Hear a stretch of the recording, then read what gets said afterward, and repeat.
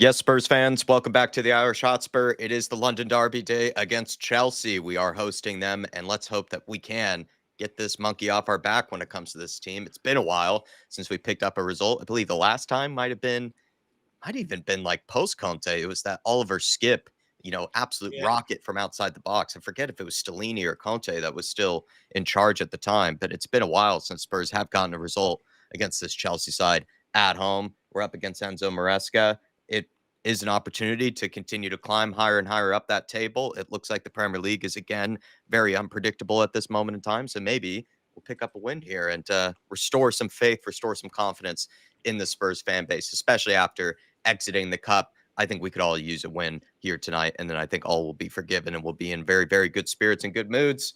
Dave, how are you, sir? And before we get into this lineup here, I mean, how are you feeling ahead of this game? Are you nervous, quietly confident?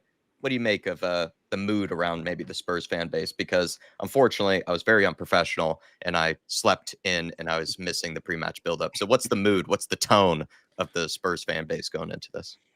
Yeah, look, to be honest with you, Jack, I think everyone's sort of. Look, me personally, I think I speak for most people. I think everyone's sort of well aware of the record when we go in against Chelsea. Regardless, home or away, it's always been a tough game because they've just had more quality at their disposal, to be able to go and win Yeah. these games than what we've had in years gone by. And, it hurts Spurs fans, especially because they give us so much stick, them fuckers do. Um, but look, it's not going to be easy. I think we've won one in our last 13 games. I mean, shows the size of the magnitude of the task. I think we've won, four of our last 19 home games, which show we're not great at home either. But at the end of the day, this is what I love about football. Every day is a day to rewrite history, to change the narrative moving forward. And this is exactly that. This Chelsea team, the golfing class isn't as much as it used to be in years gone by. This Chelsea team is gettable at. They do concede a lot of goals. They have centre back problems, so you can get at them. However, our big problem is finishing off a lot of what we do. That's our big problem. But if Moani can be the answer today, step up and start being prolific the fitter he gets, then that sort of solves that problem. But this Chelsea team is gettable at. They're also susceptible from long throws. I think they lost the game to Sunderland from a long throw. They conceded against Wolves during the week from a long throw. So if we can be direct with our set pieces and throw-ins, that's probably maybe one of the reasons why maybe Danzo starts today over Romero. I think mainly it's to do with, Romero just not being fit enough. But at the end of the day, the long throw is something that they've been weak at. So there is avenues to be able to get at this Chelsea team. And I would also argue we're defensively solid. However, they're just as good from set pieces as we are in terms of scoring from corner kicks and stuff like that. And they're also very, very good going forward. But if we can remain solid at the back and we can, finish off one of our moves or get something from a long throw today, we can go and win this game. Like the thing is, regardless what you think of the Thomas Frank era, we are in every game. We haven't been out of a game. Even when we've lost, it's been by the odd goal. We are in every single game. So therefore means it is game on today, heading into today's game. We can go at these and we can take the heads off their flower show today. At Yeah. the end of the day, it's not the insurmountable task it has been in years gone by. I think the atmosphere is going to be absolutely amazing, Jack. Fans for these games, we've been there for West Ham games. It is raucous for hours before the game. 5:30 kickoff. People are going to be well oiled up on the stands. It is going to be a tremendous atmosphere. So, but from that, it's up to them, the players to feed off it. We've got a huge problem at home. A lot of people blame the fans. I don't. At the end of the day, Yeah. fan groups have been in contact with the club to try and, sort out the atmosphere. The club haven't extended the olive branch. So the problem is more with the club. The fans today, naturally, because it's a derby game, it is going to be an unbelievable atmosphere. But it is so important that Tottenham do not show Chelsea respect and sit off them. Because if we do, that atmosphere will quieten down. Chelsea will they'll start feeling like they're at home and it becomes a very long, difficult game for us.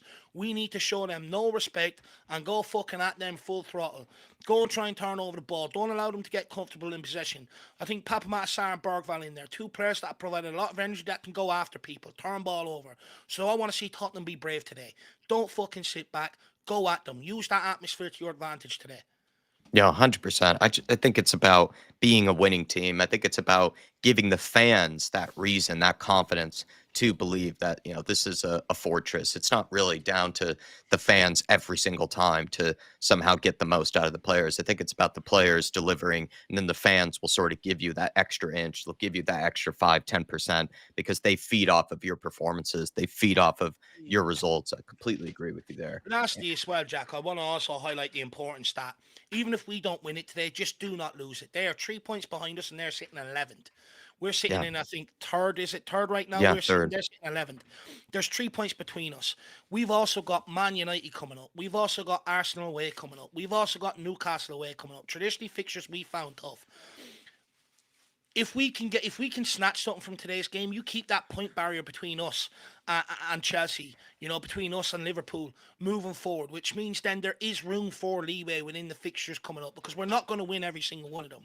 If you lose today, all of a sudden you're dragged into that chasing pat, that's all the way down there to 10th with your bigger games coming up. And then all of a sudden, if you don't win all of them, all of a sudden teams are overtaking you and that gap between yourselves and top four is bridging even bigger. So today is a do not lose. Let's keep that point barrier ahead of Chelsea. That way, if we're ahead of them, they're the one chasing us down this season rather than us doing the chasing. 100% agree with that. If anything, it's almost like we've given them better games even away from home. It feels like maybe I'm just making that up, but it almost seems like the performances have been better against Chelsea away from home than they've even been at home. But completely agree with you there.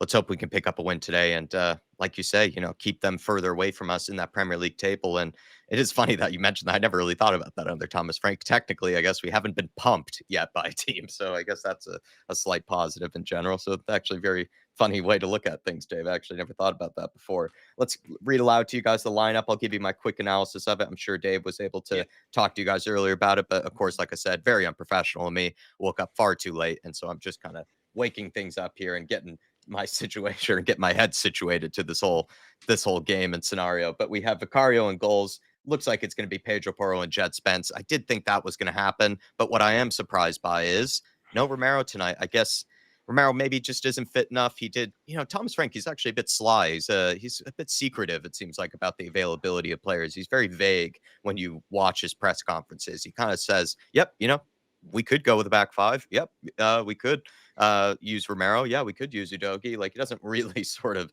give too much away when it comes to that department. So I found it hard to predict which of these guys that were returning back from injury were to come, but apparently none, Dave.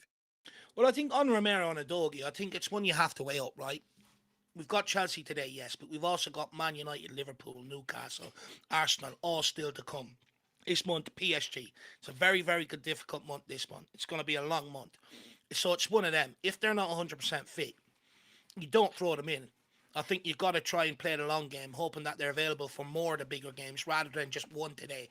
Let's not forget, Postecoglou took a massive gamble last year with Van de Ven and Romero. It didn't pay off. Both got injured. We were screwed for the rest of the season then moving forward.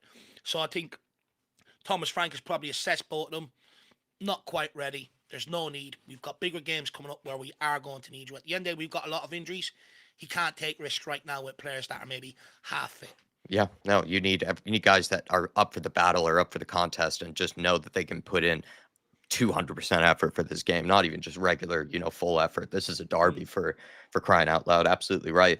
I think then we're going to have Palhinha and Bentancur sort of holding it down, being the defensive maestros in the midfield. And then it's going to be almost like a 4-double or 4-triple-2, 4-2-2-2, if you will, with the likes of Sar and Bergvall playing as more or less number 10s. And then you would imagine it's going to be Kudus and Kolo Muani up top. Happy to see Kolo Muani back in the team. And for the most part, I don't really mind, leaving Xavi on the bench. I just think Xavi, let's be honest, he's been given opportunities. He's been played on the left. He's been played through the middle.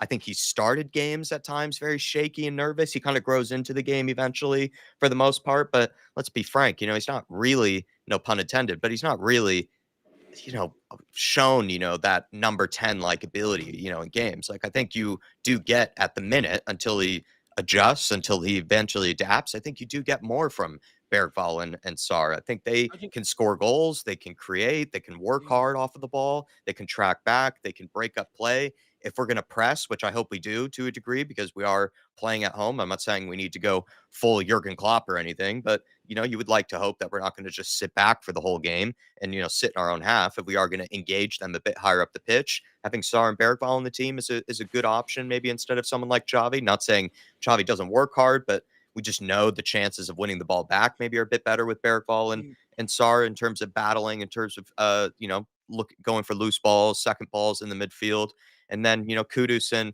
Kolomouani. You just think maybe then this frees up Kudus a little bit because he doesn't probably have to stick on the right side. He'll probably maybe cut inside from there, but I'm imagining he's not going to be just totally, let's say chained over to the wing. He can kind of maybe be given that free role to a degree again. So I actually don't mind the selection really here, Dave. I really don't. I understand the selection, Jack. I think you hit a lot of the points on the head, maybe on the thinking behind it. For me, when you weigh the two up, right, I know people are looking and go, no, Xavi, where's the creativity going to come from? Let's be honest, what has he created? Yeah, Absolutely nothing. So therefore, you take that out of the equation. Then it comes down to, right, well, who's going to offer you more out of possession? yeah, Bergvall's going to offer more than Xavi Simons out of possession. Look, Chelsea are a team that are good in possession. We could spend periods of the game without possession. You need players that are going to hunt that are going to turn that ball over, but also in possession. Players that can hold on to it. Papa Matsar would be able to do that. With Bergvall, look, I think it's a fair argument. He does give away the ball a hell of a lot in possession. But I think when you look at it, he gives you more out of possession, more energy in general on the football pitch. He has the enthusiasm to try and go and affect games. But also, most notably, if you look at the two players that are there behind Mawani today, in Bergvall and Papa Matsar, Bergvall and Papa Matsar are getting to the box.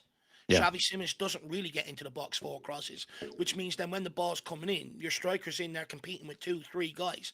If you can get extra runners into the box like a Bergvall or Papa Matsar, all of a sudden you pose more of a threat when the crosses come in. So I think I think it's a very calculated decision by Frank. And look, one I actually sort of understand, to be honest with you today. Yeah. I'm going for a Pop Matasar screamer today. I think he could definitely pop up with a goal. He loves scoring in those big games.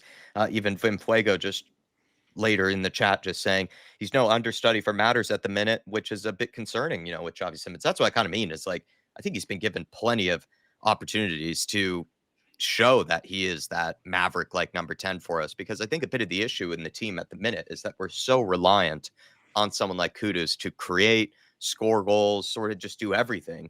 But we do have Xavi Simons playing with him at times, like we have him playing on the same pitch, but it does still feel like Kudus is the guy that's just still doing everything really for the team. When you have what is it, 70, 60 million pound midfielder, on the pitch that should be kind of taking a bit of that burden away from Kudus, like should be creating enough opportunities that then Kudus is kind of freed up a little bit. So that was a point that I made in the predicted lineup that I did start Xavi in my predicted lineup because I did expect him to play him, but I actually really don't mind him coming in off the bench I because think it's just like I said, Kudus has played with Xavi on the pitch, and it does feel like sometimes we're really only playing with Kudus as the only competent forward because Richarlison, Johnson, Oda Bertel, even Xavi to a degree have all been kind of useless at times. Well, look, I also think, Jack, like, you got to understand, like, people have to understand the first half an hour of this game, it's going to be ferocious. They always are. It's a London derby. You got two teams that are going to go at each other.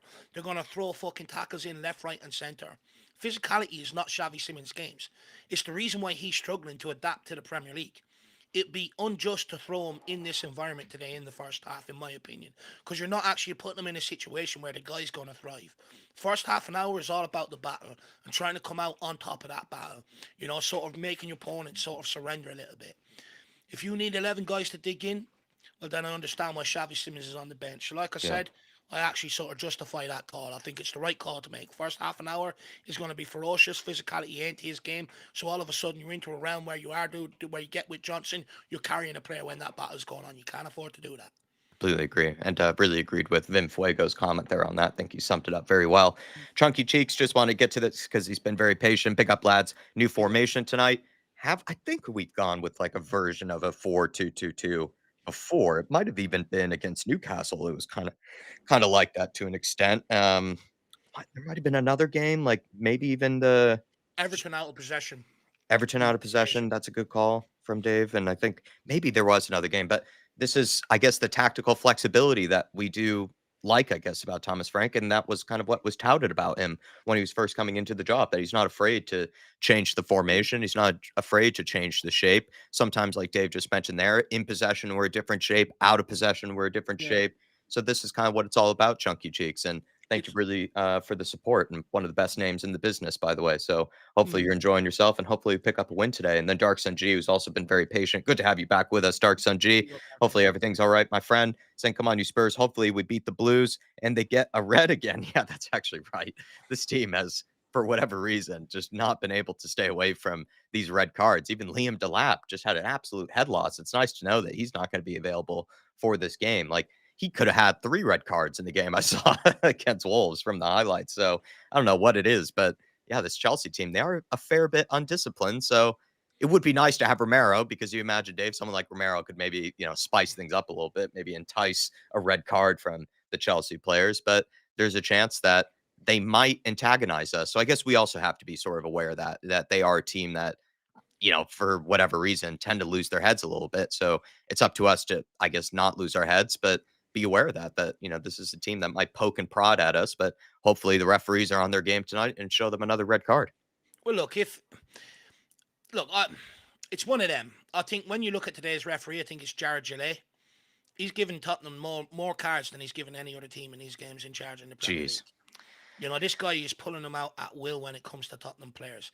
And you would argue, and I remember some games he's refereed, you don't get the fairness the other way back. And I think, for instance, you go back to that one where Romero got sent off for literally clearing the ball and following it through. I mean, but like if you're kicking a ball and something's right in front of you, you're going to follow through. But as long as you win that ball, it shouldn't be a penalty. So we could come out here with the right attitude and stuff like that, but if the referee starts pulling out cards for willy-nilly and starts booking Tottenham players left, right and centre, and he doesn't do the same back to them, all of a sudden then the referee has completely changed the narrative of the game, because then you're in a position where you can't go and press and try and win the ball because you can't afford to pick up another yellow card and stuff like that. So the referee can change the game if he is not on point today and starts booking Tottenham players like he's done in the past. So that is something that I would say watch out for in that regard. Yeah, 100%.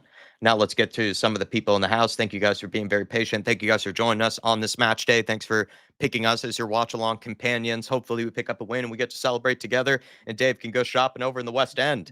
We have, I believe, Swim Master maybe at the top of the chat of whoever it was, but thank you for being here with us. William Webb, big up to you, William Webb. Big up David Jack. I finally joined and yet to see Spurs win as a member. I hope we're not Oh, the bad luck there, William. I hope we're not a bad luck. So we'll give you a full refund. today. Cypress, good to see you. Hopefully you're all right, Cypress. Shemtan is in the house.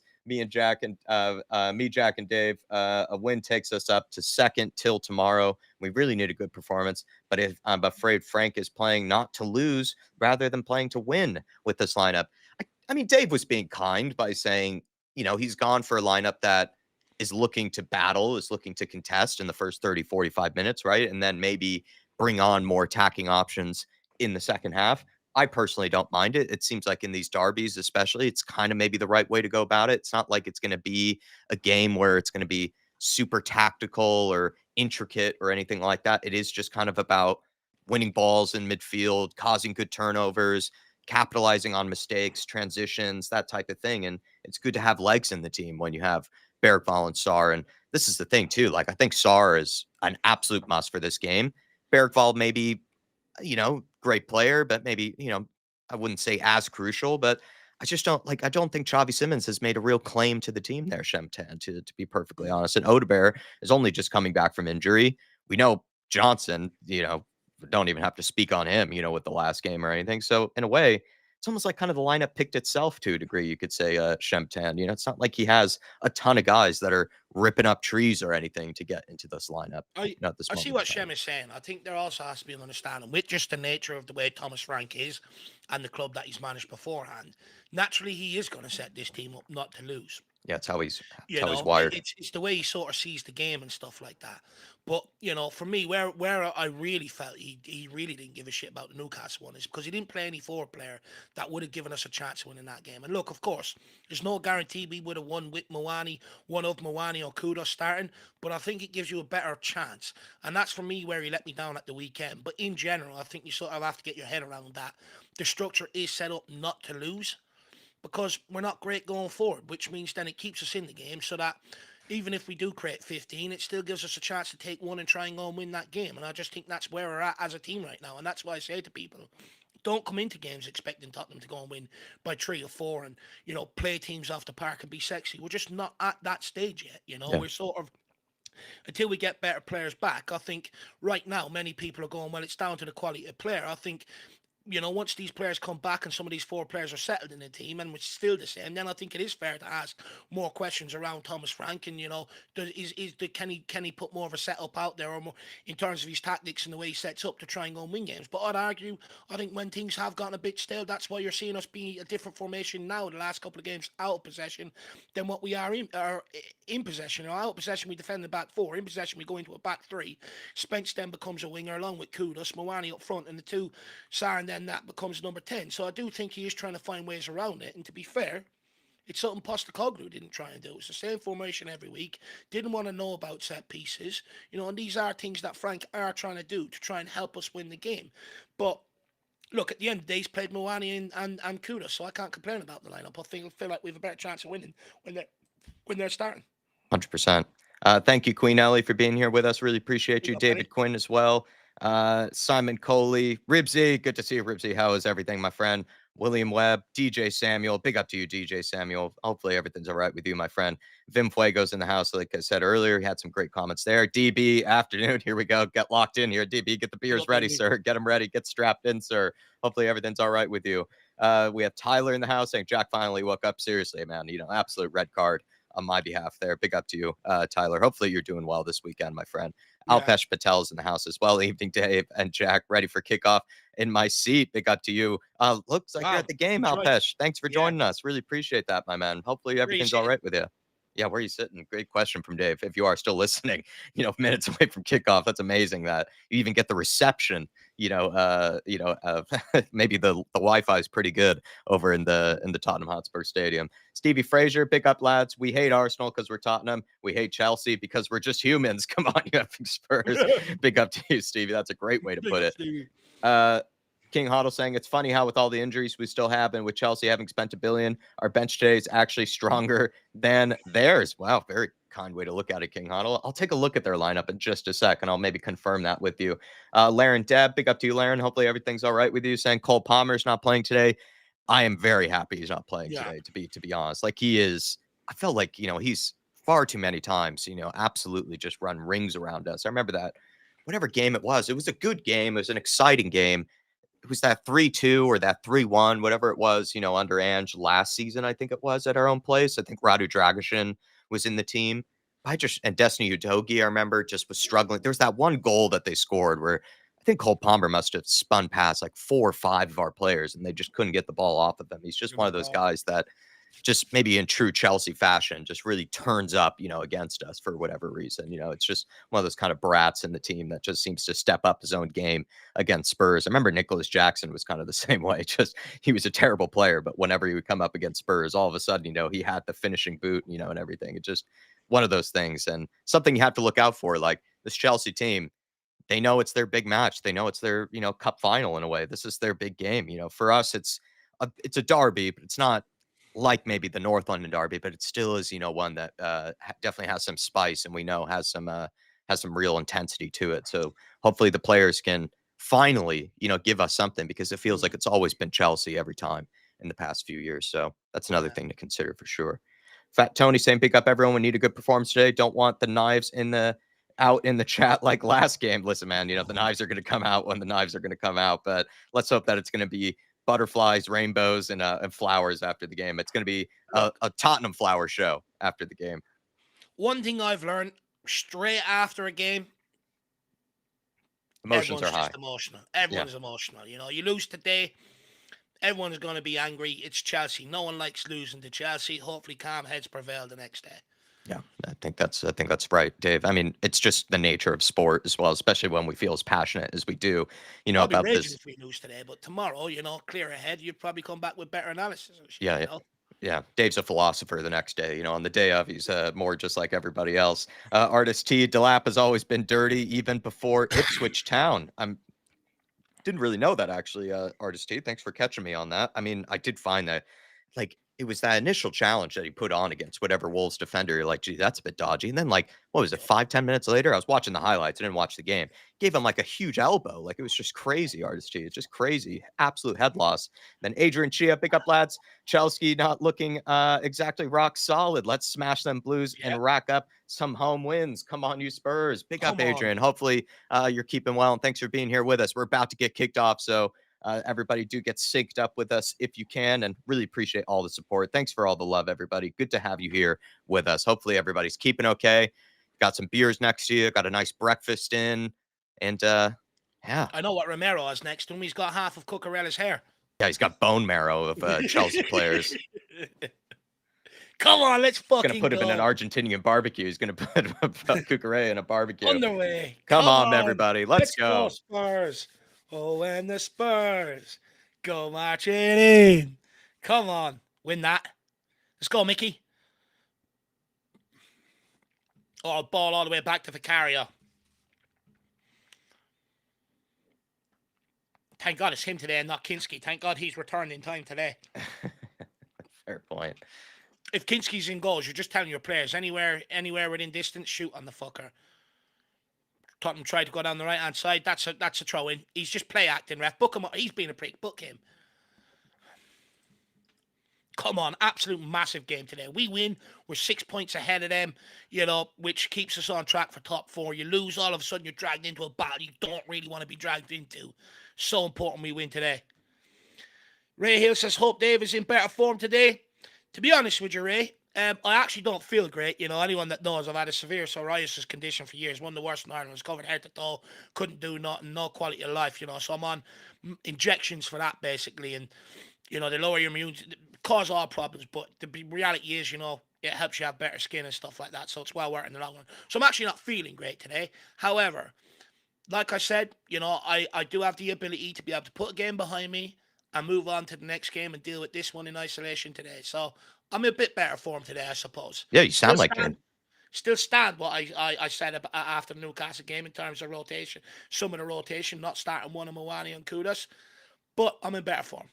Sound like you're in good form, to be fair. So fair play to you, Dave. Doing much better than me. Dave has much more of an excuse than I did. Spurs had a good attack there. It's a shame they went backwards. Yeah, just not enough options in the box there. Oh, go on, Danzo. Oh, no, Danzo. Oh, no, Danzo. Not that. Thought he was Romero there for a minute. He thought he was Romero and someone screaming, no, you're Kevin, stop. Sarah on the ball. Porro. Looks to go in behind for Mawani with Kudos dropping short. Mawani nearly wins it. Can we pick up a throw-in? Linesman's blind. Lino's blind. Let's get a rating on Thomas Frank's hair today. What would you give that out of 10 in the chat? It's always flowing, to be fair to him. I think the rain has wreaked havoc on it. It's absolutely all over the shop. He's gone crazy mad scientist hair today. He's gone crazy today. And if we win, rumors is he's going to shave it all off. Oh, that'd be great. Danzo, you fucking animal. Give him the Sean Dyche. That'd be great to see Thomas Frank like that. It'd be mad. He's very skinny. He's probably half of. He's a very skinny guy, so half his weight is probably hair. Chris says he's got a good feeling about tonight. Big up the Big D. Good to see you. Bush Ranger, good to see you. He says our clock is slightly off. Yeah, no, we'll readjust. I'm just adjusting. Yeah, that's why I'm not looking at the game at the minute. I'm adjusting it. I think we are totally in sync now. But as always, there's a tad bit of a delay between us and the game. But I think we have it synced up. Give us a chance, Things go wrong on a daily basis with tech. But I think we have it spot on at the minute. But big up, Bush Ranger. I know you're only looking out for us, my man. You're not putting pressure on us. You're looking out for us. What's the formation, lad? Says Lazy 8. I think we're going for 4-2-2-2, Big Nick. I think we've gone 4-2-2-2. But, of course, as we're looking at the game, we'll kind of see how it looks both in and out of possession. But some head injuries to notice. I think Bentancur took a knock there. Of course, the referee didn't call it. Like Dave mentioned, seems like Jared Gillette is not a big fan of ours. And then Bergvall just there. He's Australian. I just thought with Postecoglou, he would have given us a bit more leeway on the pitch and stuff like that. Australian helping out Australian, but he didn't. He fucking hated us. Well, it looks like Bergvall, whether he likes it or not, might actually have to go off for a protocol here. Let's wait and see. Because the decision is taken out of the player's hands now, isn't it?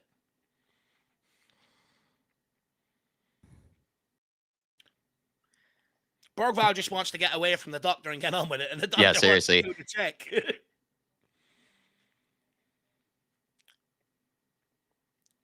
Is the doc going to leave him on? Look at Sar.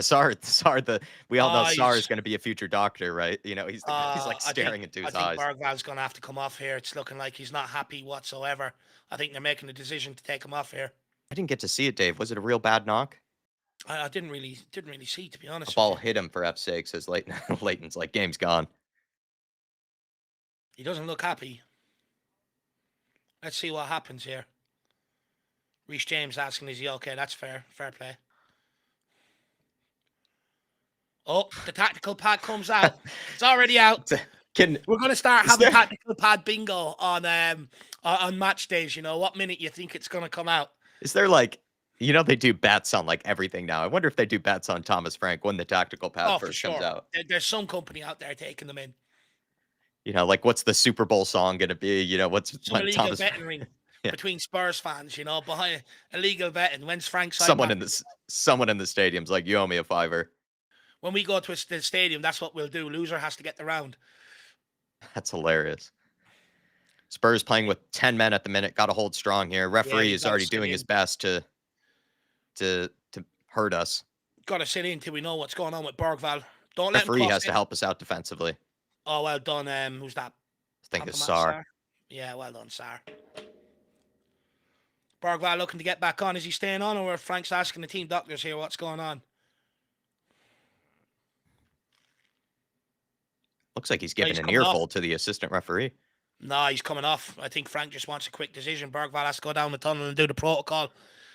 Looks like they're going to have to get someone else on here, and I think Spurs players gone down to allow us time to make that change, which is genius. Yeah, Xavi Simons is coming on. You could see with Bergvall reacting on the pitch. He wasn't too happy. You know, I could tell that decision was made there and then. He has to come off. It's taken out of his hands. But Trim is looking by whoever this is. Who's that? Bentancur gone down. Absolutely brilliant. Allows us time. No, Pedro Porro, yeah. Porro allows us time to make this decision. You know, there's absolutely nothing wrong with him. Right, so Xavi's on. So, guys. Yeah, all that talk, Dave. all that talk, all that, you know, explanation, all the pre-game chat that we had now for nothing, I guess. Bergvall's off. What I will say, though, Jack, is, you know, let's not forget, this kid turned down Chelsea to sign for Tottenham Hotspur. That's fair. It's a huge game for him to be able to make an impact today. I mean, there's no better game to do it, right? Yeah, I did. Yeah, that's spot on. I did mention that. You know, this is kind of... Oh, jeez. No, Bentancur. We don't need to be getting into that right now. It's like we were playing rugby there. It was like a bit of jiu-jitsu tackle from Bentancur there.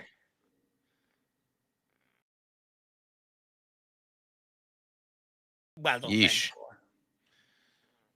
Bit of rough and tumble. He started it. Look, he's pushing on Bentancur there. Yeah. No, come on, ref. Let's get on with this.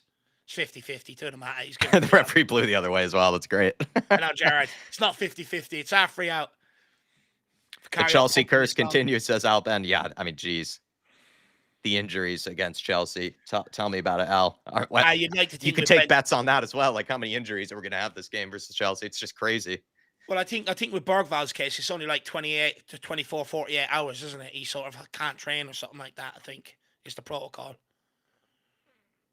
So he should be ready for Copenhagen, which is the day of my birthday. If we don't win that, I'm fucking going to lose it. If we don't win that, there's no room for rationale that day. I'm going to be angry because it's my birthday. Let's get after it. Well done, Mo. Come on, get after that now. There we go. Put the pressure on. That's it, Xiao. Come on, Xiao. There we go. Well keep it in. Lovely. Well done. Very good pressure from Kudus and Joao Palhinha there. I like that. I want to get pressure on the ball. Show them absolutely zero fucking respect today. Yeah, at least in the opening minutes, you know, it's been a lot of delays, but in the opening minutes, Spurs are definitely not sitting back. Can we get on the end of that? Yeah, shove him out of play, though. That's it. Yeah, put him into advertising home, because even though you're not going to get it, feed him to the fans. Bend him over. Big up, Al Ben. Really appreciate your support, man. Sean Maddox saying his chance at a statement. Where are you from, by the way, just quickly? He's got that's right. He's got the American $. Big up, Al. And then Sean Maddox saying his chance at a statement tonight. Yeah, absolutely right, Shawnee. Massive. You know, he does something today, all is forgiven, and he'll be given a free pass for another 6 months. Chance on the ball here. First time pass into Jets. Go on, Spence. Go on, Spence. Go on, Jedi. Come on, Jedi. Get rid of it. He's still carrying it. Moses, run. And then he no. overplays it. Jed, I mean, you had 20. He had Xavi. He had everyone he could have played. And then thinks he can do it all on his own. The Jeez. greatest passes back. Not the greatest of touches by for Carrier either. Good Can we clearance, win that, though. Jed, I mean, dude, you have teammates. Good Well, good challenge for Bentancur. That was a good break, though, with Jed. It's just like, dude, just get rid of the ball. Yeah. I also think, I do think Kudus could have maybe ran off him. He took too long to run off him. Yeah, maybe you're right. I do see what you're saying. Bentancur, good pressure there. Come on, Mo. Go on, Mo. There we go. There we go, Zhao. They don't want it. Lovely. Nice oh, ref. Shalini's inner captain today. He's inner Romero. João Pedro left like a heap of shit on the ground. Long ball over Jet Spence, though. Looks like he's going to get on the end of it. He's no options. Pedro Neto, he is quick. Put pressure on him. Put pressure on him. He's no options. He's no support.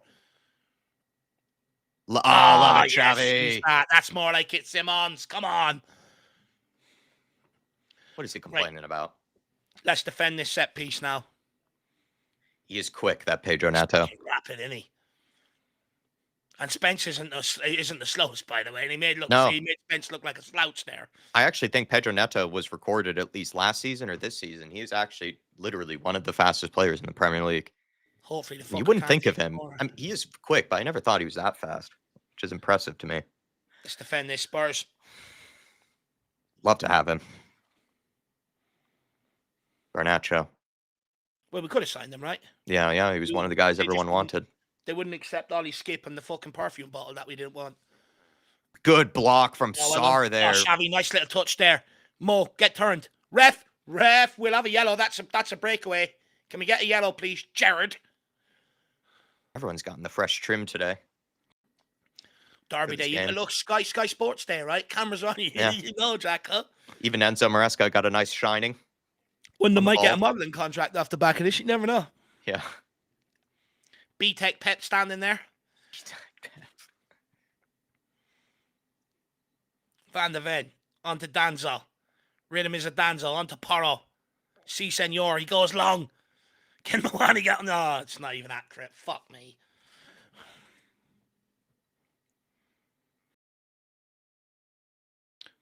Yeah, look, people are saying about the opening 10 minutes. I mean, 15, 20 minutes. It's going to be like this, back and forth until someone sort of gathers control.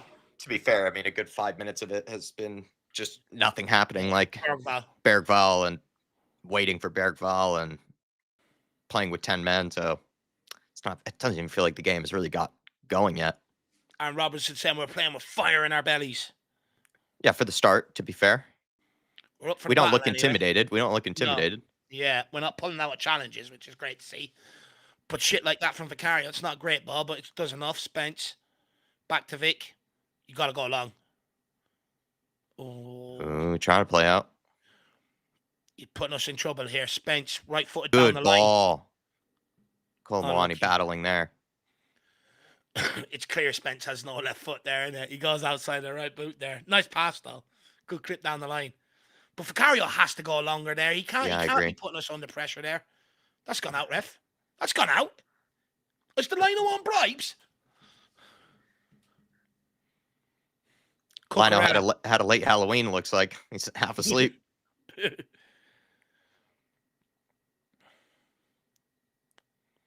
Neto on the ball.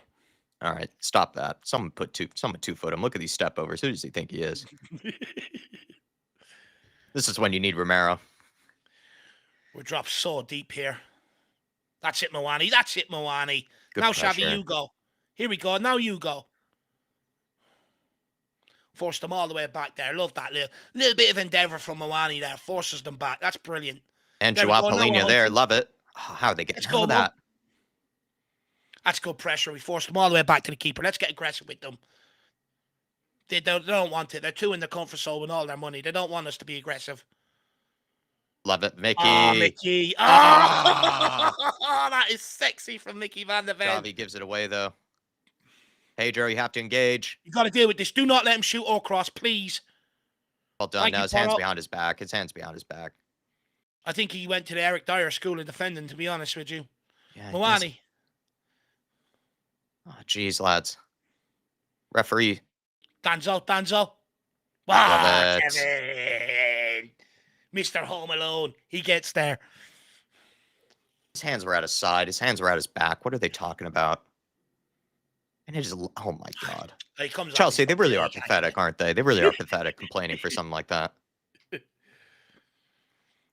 What do they think? Handballs come off trees? Like, geez.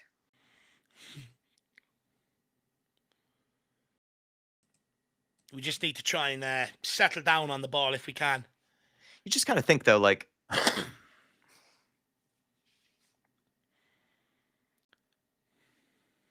Need to try and get Bentancur on the ball and settle it down a little bit. Yeah, we do need to settle down a bit. I just sort of think, like, sometimes with Pedro Porro, it's like...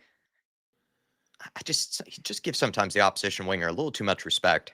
He allows them to get into the box. He allows them into the... He allows them to run at him. Yeah. He needs to go and get more aggressive with them. Put the pressure on them. There are times when you sit off. There are times when you don't, you know? Yeah. But the times you sit off is when you're exposed and you need people to come across. But when you've got players back there, get out and engage. Not a good touch there from Xavi. And Vicario punched, but I think missed. Oh, good defending. Love it. Is that Colomwani there? Love it. That's ours. That's a free out, ref. Love it. Thank you, ref. Love that from Colomwani. Okay, someone just... absolutely brilliant from Mwani. Strength. Pure, raw strength, that. Can't accuse him of not wanting to fight for the badge, at least so far, with Colomwani. Here we go. Pub kick out time. Mickey Van Yep. 5 aside, everybody. Pub team tactics from Thomas Frank. We've turned into Tottenham Hale FC with that one. Get after it. Oh, sorry, that was yours. Oh, gets the tackle in anyway. Well done, Mickey. Xavi, can you... Oh, what a touch. That's beautiful. You've got to go direct now. Sir! Well done. Come on, ref. He's already tried to drag out of the fucker. We're getting nothing off this fuck. They don't really like to give the fouls to Xavi. I don't blame them. Sometimes he does go down a bit weak. And Jared Gillette is giving them advantage there. Oh my God, he's pissing me off, this ref. Well done, Joe. Well done, Mwani. Here we go. Now we're up for the battle. Xavi, hold it. Spencer's on the overlap. Go on, Xavi. Drive at them. Drive at them. Oh, Paulinho. Challenge from Paulinho. Spencer Good puts ball. it in. Good idea. If that got by him, there's 2 players to ready to hit that one home. Bentancur wins the header. Chelsea pick it up. That's it. Xavi Simons just laying into Reece James there. Leaves one on him. Lovely. Reece James giving him a bit. Get in his ear. Wind him up, Xavi. 17 minutes. No real team looks like scoring. Yeah, no yet. chance has been created by either side. This would suit us more. Chelsea will go into their shell if they go long periods without creating. Just need a set piece FC. Yeah, we just need a corner kick. Let's get Mwani down the channel. Let's pick one up. You know Frank has been working on the set pieces for this game. Oh, for sure. Oh, well done, Rodrigo. That's unbelievable reading in the game. Gets it back. Someone drop deep for him. Danzo, give it back to Rodrigo. See Kudus. Don't play yourself into trouble, whatever you do. He wants Porro to go. He doesn't. Porro drops short. He wants it. Porro, that's never in the air, Porro, in the air. Yeah, you got to clip that in behind. Well done, Mo. Unlucky. Come on, Porro. Give him a chance, man. You just clip that in behind the fullback there into the space. I don't even get what he's trying to... He's never finding his feet from there. There we go, Xavi. Good pressure. Now you go, Mwani. Come on, yes. Go on, Colo. Get after him. That's soft there from Sanchez. He is dodgy. Yeah. Now he's going to fancy another run here. Jed Spence, is he closing down the space? He is. He doesn't get there in time, though. Too heavy. Cross, it's overhit. It's gone out for a throw the other side unless Cucurella keeps it in. He does. All right, don't give him too much time. Porro, you've allowed him 5 yards into the box there, man. You're allowed him 5 or 10 yards into the box. You go and close it down.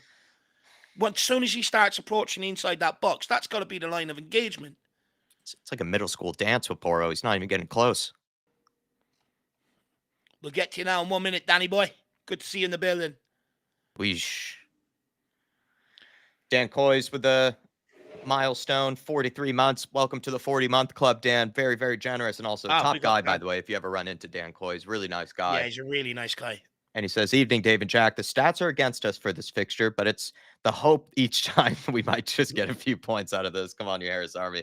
100% right, Dan. That's what it's all for, right? Yeah. That's what it's all for, especially as Spurs fans. But that's what football's about, though. You know, you could be tasked with everything in the world telling you it's not going to happen, but you can still go in there with belief. Oh, you know, maybe today could be the day. That's the beauty of this game, Dan. It's the beauty of football, my man. Terrible Doesn't giveaway matter from how Xavi much they Simmons. tell you it's impossible. You'll always try and plot away. Xavi Simmons with the touch of a terrorist there. Or don't allow him again. It's way too easy cutting in. Oh, Paulinho, look at that challenge there. Sar, love it. Oh, how did they get through? Oh, it's Vicario. Good hands. That all led, though, from a bad giveaway from Xavi Simmons. We actually had an opportunity to break, and then Xavi Simmons had a touch of an absolute semi-truck. Touch of a semi.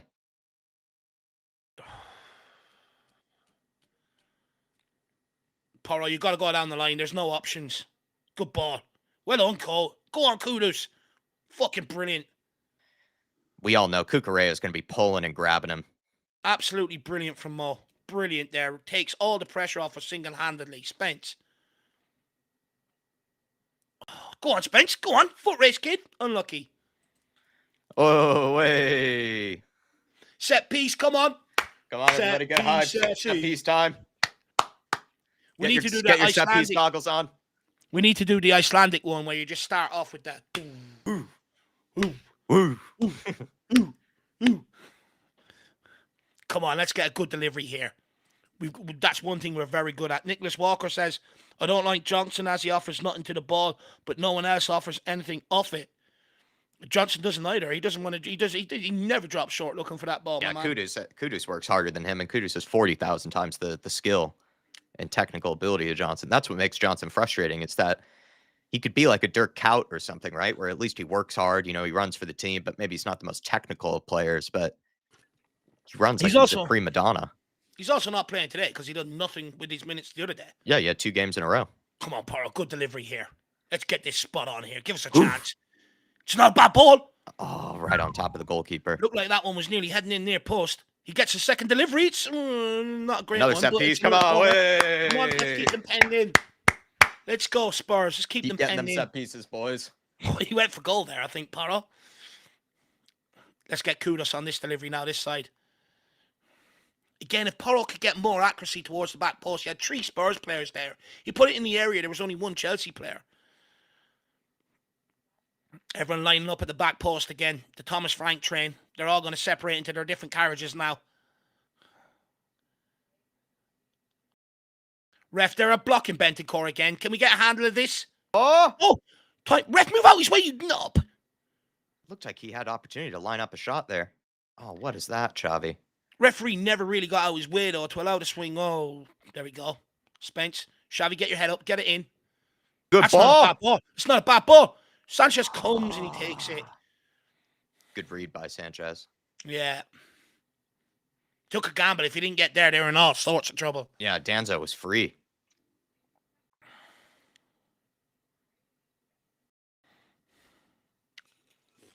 Good pressure from Colomwani this game. Good goalkeeping there from Sanchez. He really fucking alleviated a bit of pressure there for Chelsea. Go on. There we go. Well done, Bentancur. He's put in some great challenges. Bentancur. Go on, Bentancur. Let's go. Keep going. There's no options. See Paulinho. There's no options down this left-hand side when we were turned out. Yeah, Xavi was out of position. Mickey Van de Ven, or Vicario. Can we clip that to Spence? Nice ball by Vicario. Not that ball to Xavi at all there. That's a good one from Vicario. Xavi, you got to know you're going to receive it there, man. Oh. He started brightly, I would say, Xavi, and then he's kind of all of a sudden gotten back into his shell a little bit.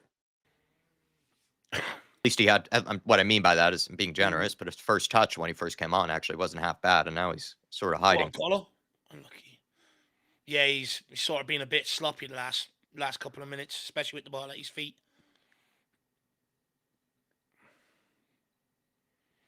Chelsea coming down this right or down our left-hand side.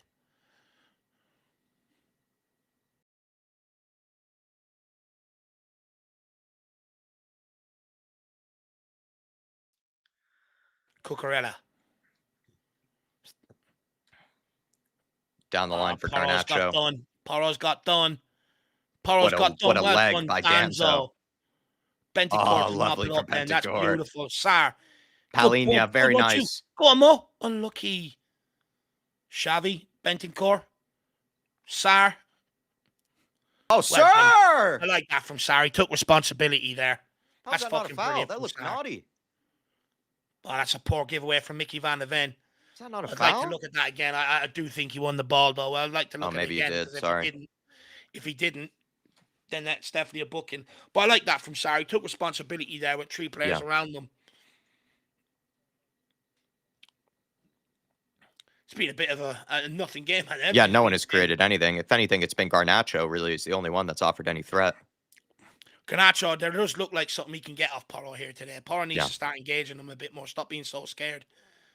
Danzo back to Vicario. Nothing else going forward. Keep possession. Well done. Vicario's got no options. Good cushion pass. If you look at them, they're marking up on a double pivot and marking our fullbacks, which means they want us to go along with the ball. Danzo tries to go along here. Kemawani, get there. He jumps. He wins it. Oh, unlucky. Oh, can we pick this one up? Yes, we do. Spence picks it up. Get on the overload, Simmons. Get on the overrun. Spence, lays it back. Kudus, great footwork. Feet. Good feet. Spence. Great feet from Kudus. Spence, can he get the cross in? Left-footed corner kick. Piece. Ooh. I'll do. Ooh. Ooh. Spurs fans happy with that. We'll take this. Come on. The referee needs to watch Bentancur because they keep the 2 corners in the row we had previous. Whoever's marking him has put him into the side netting twice and stopped his run. Get it into the mixter. Get it into Mickey. Oh, just all we need to do is just get it in and around that 6-yard box. Oh, no. Keeper. Oh, please, no. Please, no. No. Please, no. We need is Kinski coming in in my goals Dave, here. what is up with this fixture and injuries, man? Oh, my God. Thomas Frank's telling him to get up, is he? Oh, no, he's calling someone over for instructions, I think. I was going to say, if he's telling him to get up, that's a bit harsh.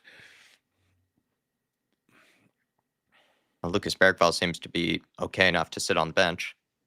Yeah, it will be. It's just it's this concussion protocol that they have that, you basically if they pick up a knock and the doctor, it's left in the doctor's hand. If he deems they're not fit enough to stay on, then they have to come off. And I think they can't even go training for like 24, 48 hours. Do you know what the injury was with Vicario in midweek? No, I didn't see it anywhere. He didn't really explain it. To be honest with you, I don't buy it. I think it's just one that he's evading himself. I had to play Kinski. I don't buy it. Well, he has gone down, so maybe there was something to it. Yeah, maybe. Because I don't know what really happened to Vicario. It didn't look like there was anyone that left that on him when he's kicked the ball away or anything like that, because they haven't got close to him. Is his ankle at him, maybe? He's limping a little bit. Or is he groin? Let's have a look here. Let's see what he's struggling with. It's definitely that left leg of his anyway. It doesn't look comfortable. Whether it's the groin or the ankle remains to be seen. Point to it, Vicario. We'll give it a kiss. It looks like it's his ankle, to be honest. He might have kicked the ground when he went to kick a ball, to be honest. Reece James not happy with our time wasting. Chris saying 2 injuries in the first half against Chelsea. We've been here before, lads. Oh, yeah. Yeah, it's not new here at this point. Porro redoing his laces. This means he's going to strike this lovely, hopefully.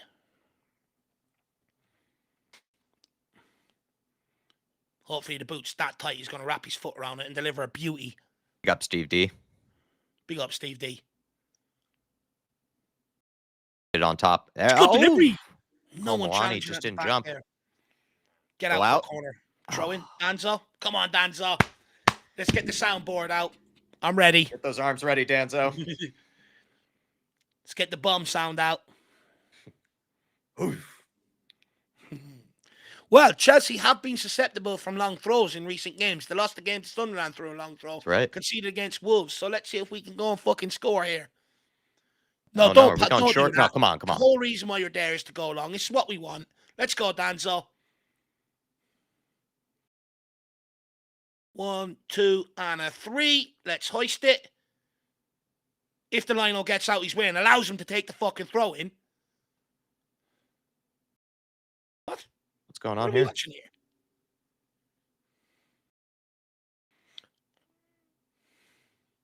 Oh, something's been thrown. A mini Jack Daniels bottle, it looks like. Alpesh? Did someone hit Danza with a Jack Daniels bottle? I think something was thrown at one of the Chelsea players, maybe. Or no, this is the Chelsea corner, isn't Oh, it? yeah, it is. Yeah, maybe it did come from the... Actually, you're right. Yeah, that is the area where the Chelsea fans sit. Yeah, they probably did. He must have got hit with something. Scum. 1, 2, 3. Let's go. Launch! Oh, Jeez, Sanchez claims that Sanchez one. is taking risks going for these. Well done, Sar. They're looking to get a quick counter attack here. Got to try and sniff this out. They've got bodies forward. It's 3-on-3 if they get this in behind, and it's a shit pass. Get out. Good job by Xavi there. Great challenge. Xavi and Bentancur tracking back very well. That's out of play. Get out. Goal kick. Let's go. Honestly, nothing has happened for either team at this game. But you know what? This suits us, though, Jack. I would it. argue. You know, I think this suits us. You know, these aren't the sort of games that Chelsea are used to, you know. I think if we can make it this sort of boring game, there's not every reason then we can go and catch them. What we don't want them to do is be in possession and generate momentum. But that doesn't fucking terrible help. giveaway. Vicario, what a save! Terrible giveaway there. Shalperini, let's go, Spence Simmons. Get on, move your fucking ass. Come on. Behind him. Oh, we had a breakaway there. We just cannot complete a proper pass in front of somebody. It's always behind them on the move forward. But that is an unbelievable save from Vicario. Danzo venturing forward into Moani. Good job by Kolo Moani there. Good job. Good ball. Shoot. No! Oh, he hit that one with some venom. Thought he's going to go for a curler. He went for the pile driver. Oh, I mean, the Pedro Porro, you absolute idiot. That is stupid. Vicario, what a save. An injured Vicario still makes a save there. It's unbelievable from Vicario. Spence, that's just sloppy there to Xavi Simmons. Someone said earlier, referee might be... Oh. Can we get the pressure on here? Get out. Go on, Mickey. Van de Ven. Get out his way, Spence. Simmons. Oh, my God. Oh, my God. Oh, my God. He's hurt. Well done by Sar. Well done by Sar. Play him in. Go on, Mickey. Go on, Mickey. Or Xavi. Good win by Sar. Well done. Get out for a throw. Come on, Danzo. Yep. Let's round it up again. Terrible touch from Xavi earlier.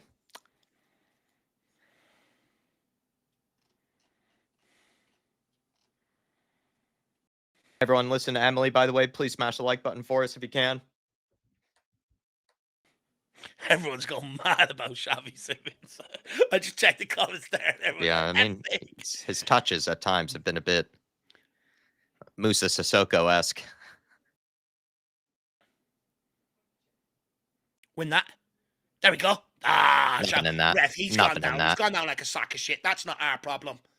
Oh, good turn there, Xavi. And what is that pass? Exactly. Like it's just it's a huge problem. He doesn't. That's what I mean by it feels like Kudus is the only creator. Like Xavi is supposed to be a number 10, and he plays very within himself. And then also as well, like his touches and his passing has not been very technical. Ball, is he? Yeah, he's not. He's just not tidy on the ball, really. It's all loose. Moani, well done by Moani. Unlucky. Can someone read that? I mean, he's done the most difficult job. Can someone read the flight? I feel like he's been a bit unlucky at times, Moani. Well, what I like about Moani, like he's always willing to drop in and be an option. You know, to try and be an out ball. I like that from Moani. Bentancur tried to play it in behind, but couldn't complete it. Just stop passing. Switch of play. Porro, you got to get out there and defend this. Close it down. Please close it down, you chicken. Kudus wins it for him. Ref. You know, the big difference there with Kudus right there is that remember Johnson and Pedro the other day, both of them wouldn't even put in a challenge. Well, the thing is, what was pissing me off is Johnson moved to the right, or if Porro moved to the right, Johnson would shadow him to the right, and I'm sitting there looking at it. I'm like, oh my god. Oh my god. Van de Ven gets dispossessed. Can Vicario bail us out? Oh no, it's 1-0, and it's our own fault. Oh my god. We just absolutely just did ourselves in there. I think it started with Xavi Simons. Xavi Simons decided to play it backwards. It wasn't a good pass to Mickey van de Ven. Van de Ven then gives it away. Let's have another look at this. I mean, Jesus Christ. I think it was a bit of Xavi and Mickey van de Ven there. But if it's... Let's see the pressure Mickey van de Ven was under here. I just think they both played each other into trouble is really what I'm saying. They didn't do each other a favor. Like, he gives Xavi the ball. Xavi immediately gives it back to him. Let's see what happens here. Jed also gives it away when he shouldn't. He had options, Jed. There's no But need this for under no pressure here. Xavi gives it straight back. That's shocking. Well, Xavi's He leaves him short. there. It's a bad pass He from leaves him Xavi. short. There's nothing Mickey van de Ven can do. By the time he gets his foot to the ball, the player's already on him. It's Xavi Simons again, so untidy in possession. And he has been the last 15 or so minutes of the game. Like, just let that go through your legs and then turn away. Turned. You know what I mean? It's just shocking. Fuck off, Xavi. Jesus fucking Christ. Like, even if Mickey van de Ven goes to blue in that clear, he's still ricocheting off the Chelsea player. It's just a bad back pass. Spence again, stupid losing it there as well. Oh, we've absolutely gifted Frank this. kicking the water bottle. I would as well. Well, it's just such a preventable goal, isn't it? I would as well. I'd be doing the same thing if I were Thomas Frank. I mean, you'd be like, seriously. Now, especially when no team has created really anything. No team has created anything. You just give them the ball. You just gifted them it. Let's see if we can regain our composure here, though. Porro, nice take. Oh, my God. Oh, my God. We've lost all composure. We've turned it into erratic FC. Fucking hell. And all they're doing is pressing us, by the way. It's not like they're doing anything magical here. They're just putting a mild bit of pressure on us, and we are folding like a deck of fucking cards. Man.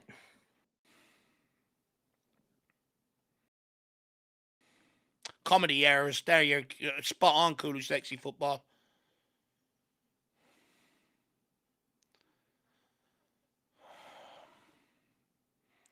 Oh, Moani has worked hard. Good pressure. Bentancur flying out. Well done by Spurs. Hi, Moani.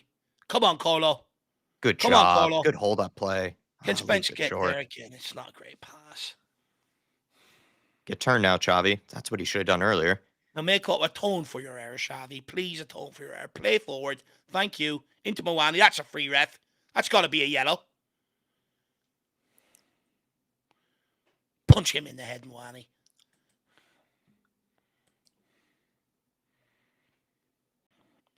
I swear to God, with the amount of writing these two do on the sideline, they better have something to change this game. We could just nick a goal and get back. That's what makes it frustrating. Nothing's really happened this game, and then you just give them a goal.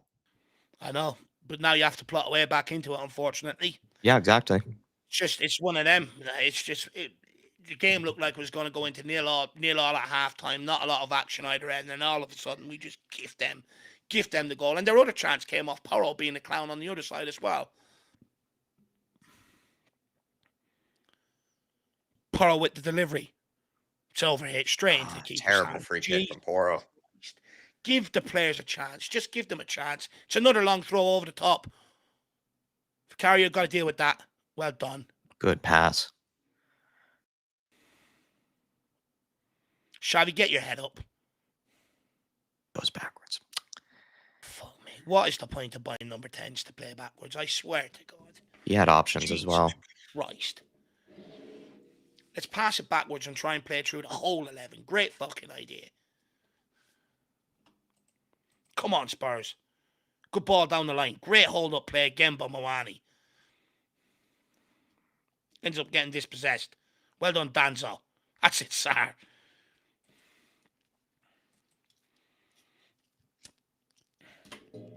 Fortunately, for the next 7 minutes, empty the tank and run fucking all over them.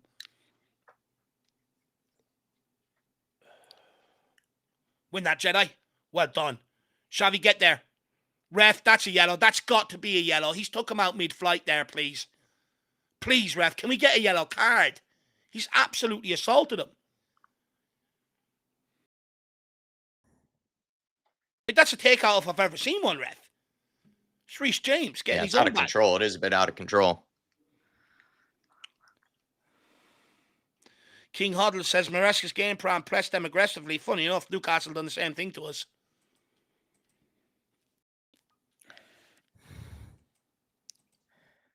Spence, well held. In behind for Mawani. Don't. You've got to go in behind to Mawani. It's a bad giveaway, man. You've got to go in behind to Mawani. He does well to recover, though, I must say. Zhao, good ball into Kudus. Kudus, can he hold it? Just pull his hair. Okay, he's just being dragged all over the place here, ref. That's it, Kudus. Just pulling down by his hair.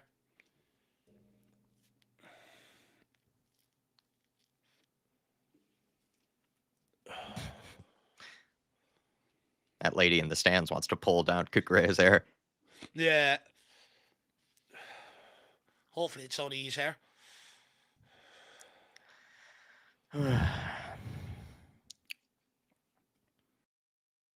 Where's Vic going to go with this? No chance of giving Mawani to get on the end of that there. He does well, though. He does well, though. Unlucky. He's working hard, Mawani. There's no other option. We can't get the ball into his feet. But he is pressing. Yeah, he is. He's working really hard out of possession. Oh, well done. Well took. Porro, now you get your head up. Good ball to Sar. Sar, just moving on to Kudus. You just got to put that down the line for Porro there. Yep. Just everyone today has just not really been that sharp on the ball. No. Show for Palhinha. But they all can't be tired. We made 4 changes midweek. Should be some energy in there for the second half, surely. Go back at them. Spence, good ball down the line. That's ours. Well, actually, when you think about it, the only new players are Vicario and who else? Mawani and Kudus, I guess. It's only really 2 because... I'm Mickey van der Ven. That's fair. But yeah, a lot of the players were kind of the same from last game. Get the ball in. Someone help him out. Someone help him out. Well done, Mo. Oh, no one reads it. Chelsea on the break. Thank God he didn't go in behind there. Danzo could have been in trouble.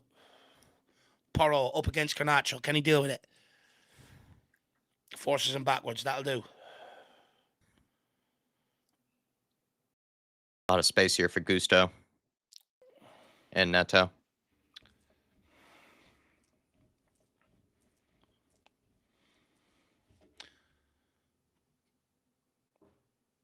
We just need to regroup at halftime now. Come out with a game plan to go at them now. We're 1 behind. Just keep it at this until halftime, or if we can get one on the breakaway, just do not concede now. I don't even know what to say because nothing's really happened apart from the goal. Not like, and the only other time they did register a shot was also kind of similar thing, a bad mistake, right? A bad giveaway that led to Vicario have to pull out a save. Oh, that's actually probably the best chance of the game that's actually created. See, that's the problem, though. It's our own mistakes that have led to their opportunities or their, their goal and their first opportunity, and that's the problem. That's the only teams are coming to oppress us aggressively because they know there's mistakes when we're trying to play out from the back. Teams done it against Ange Postecoglou. Newcastle done it to us the other night. They know when they press us aggressively, they are going to force us into mistakes. That's probably the only chance that's actually been created today. What a save from Vicario. That's the difference between him and Kinski right there. That goes in if that's Kinski. Keeps you in the game. Still gives you a chance. And he pulled out that other save from earlier. Yeah, that's the massive difference there. He keeps you in the game. He's not perfect, but he's better than Kinski. Win that, well done. Good clearance from Sar.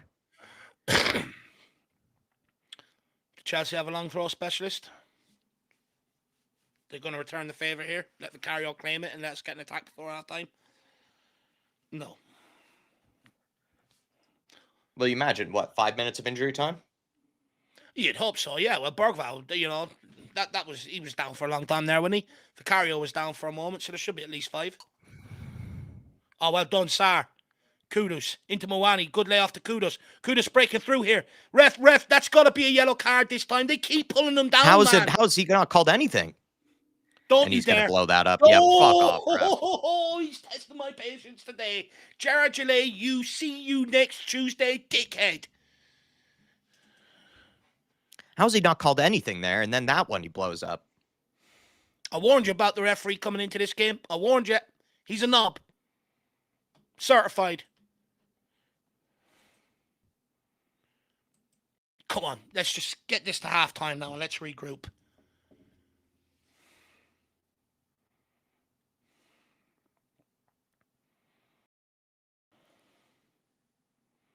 There we go. Let's get the press all the way back to Sanchez.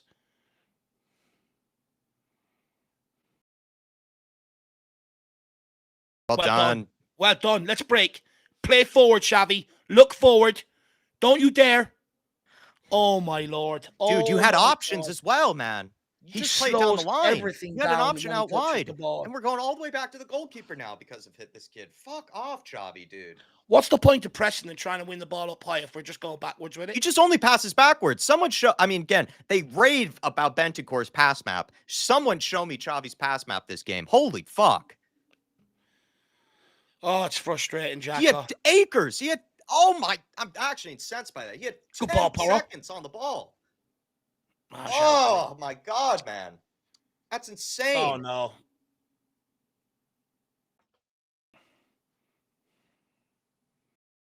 This is where I'd like. It's just what are you supposed to do as a manager when you see that? Like, Jesus Christ. I know. Sometimes passing backwards is necessary, but he had like 20 seconds on the ball to make a decision. But he ran into trouble. Do you know what I mean? It's like, if he just kept the ball moving, it's just, 6 minutes added on here. You're right, Jacko. Someone help Sarah on the press there, please. He can't do it all on his own. Well done, Bentancur. Zhao, Xavi goes down. Now back to your keeper. Oh no. Mickey Van de Ven. Vicario. Jeez. Lucky that Vicario. Vicario Can he win that? Well done, Jed. Lucky that Vicario was on his toes there. Yeah. If he wasn't, we were screwed. Oof. See, why can't Chelsea make a bad pass there? Well done, Bentancur. Don't you dare pull out a yellow. You've resisted all fucking game to give them one for the exact same challenge. That's it, Rodrigo. Straight into his ear. Just don't get sent off. There we go. We need a bit of fight. Let's liven this fucking up a bit. Come on. This might wake us up in possession. What's Xavi doing? Why is he telling them to calm down? Yeah, why is he telling them to calm down? You want them to get riled here.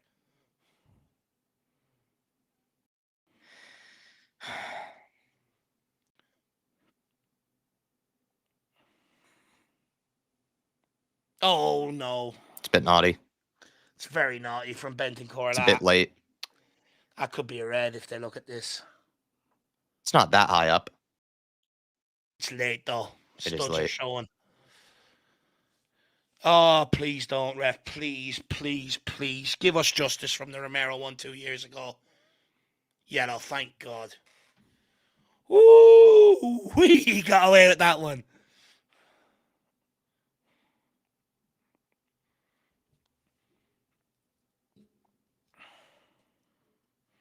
Yellow for the Chelsea player? Brilliant. Fuck off. Hey, I mean, Joe Linton, let's be fair here. Joe Linton put a 20,000 times worse challenge just the other day.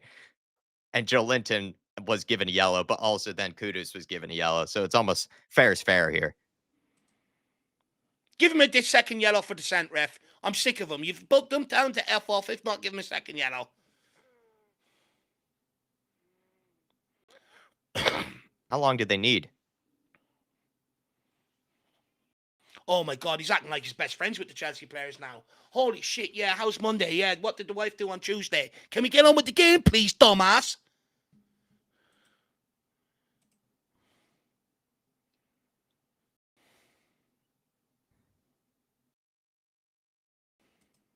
I mean, it's just late. It wasn't even that terrible.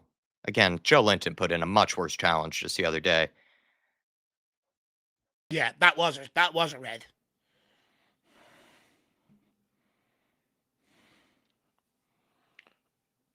Now that is the 6 minutes of injury time absolutely killed now. Get Paulini to go in and do the other ankle now.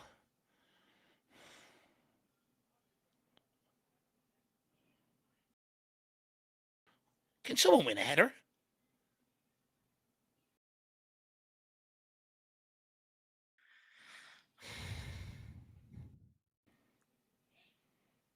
Moani tries to get the pressure on, force it all the way back to Sanchez. He's no out ball this time. He has He's to worked go the around. hardest tonight, Colomani. I feel bad for him.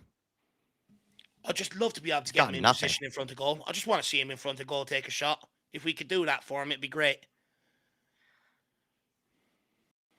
I just feel bad for him. He's got nothing today. All he's had to do is just chase down long balls and then look at his, and then watch his number 10 pass it backwards. Oh, go on. Come on, Come on, Moani. Ted. Come on, Come kid. on, Colo. Run him. Oh, lovely ball. Sir! Kudus! Mo! Oh! Moani. Wrong-footed.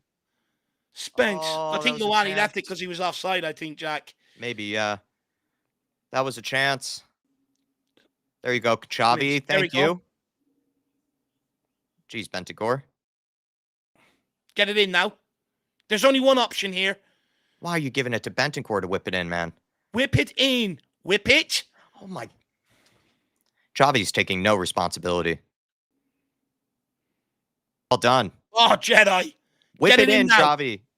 And his touch is terrible. Oh, my Lord. Dude, I'm losing it with this kid. I'm losing it with this guy.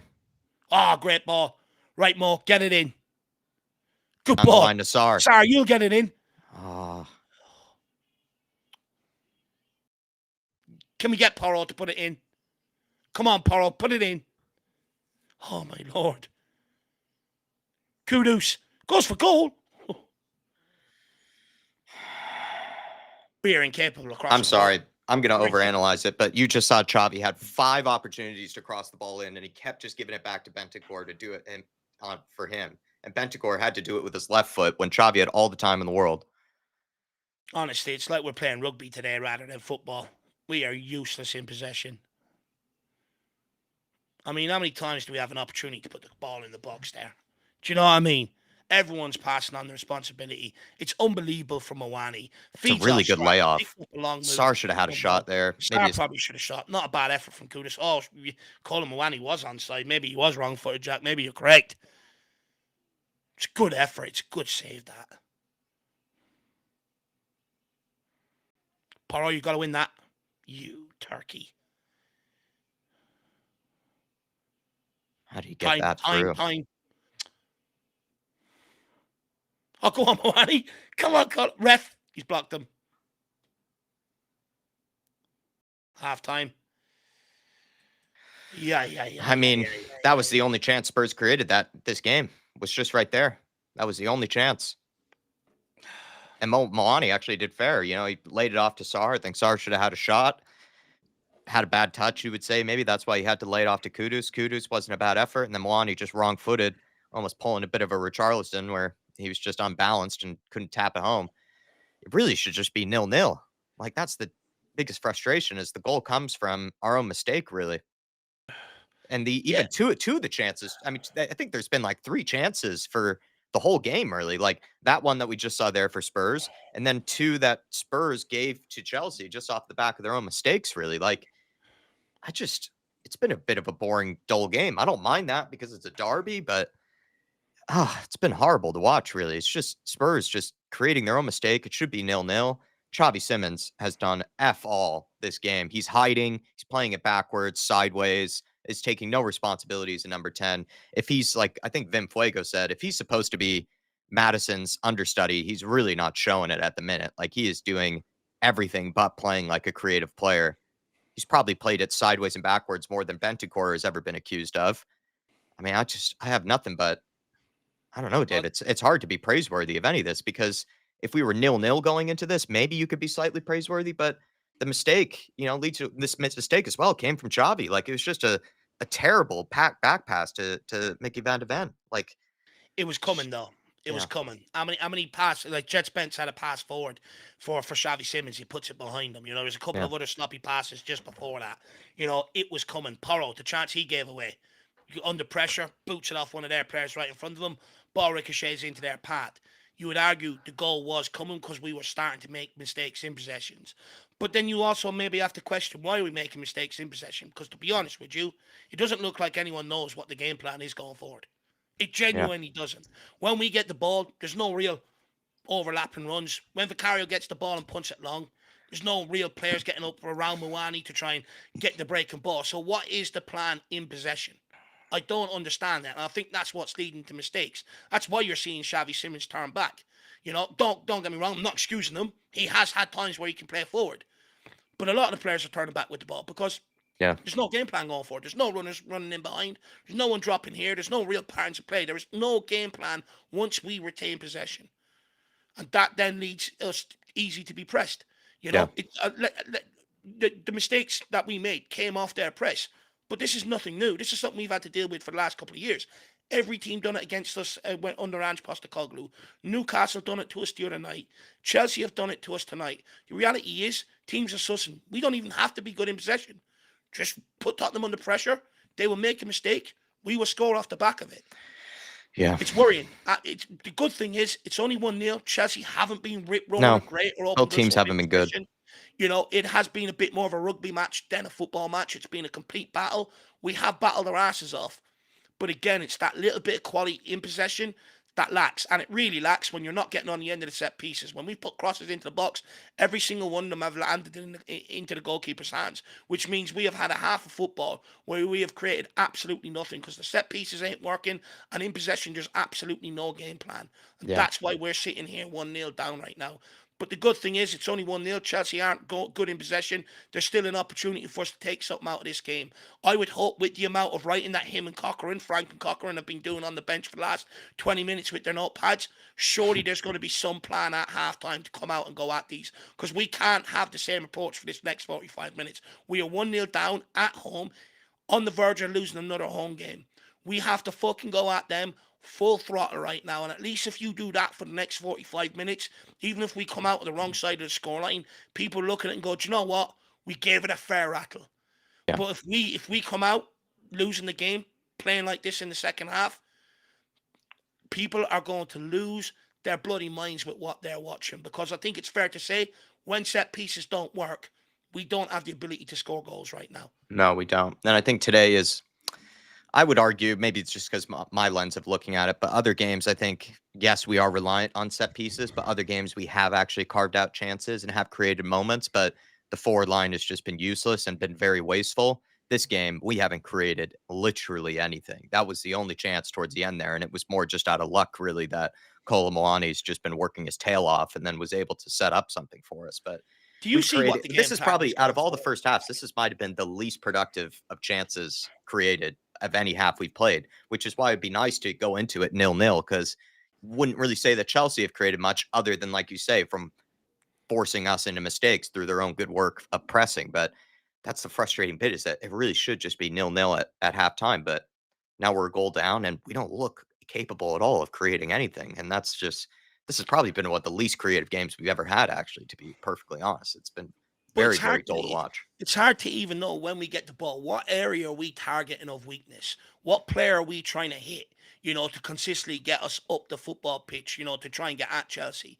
It doesn't seem like there's any game plan, but just punt it long and hopefully Muani can put them under a little bit of pressure. That seems to be the only game plan we have right now in possession. It's Yeah. not good enough. We have to come up with something at halftime to go at these guys, because if this game continues in this fashion and we end up losing, there's going to be an absolute uproar, an absolute meltdown.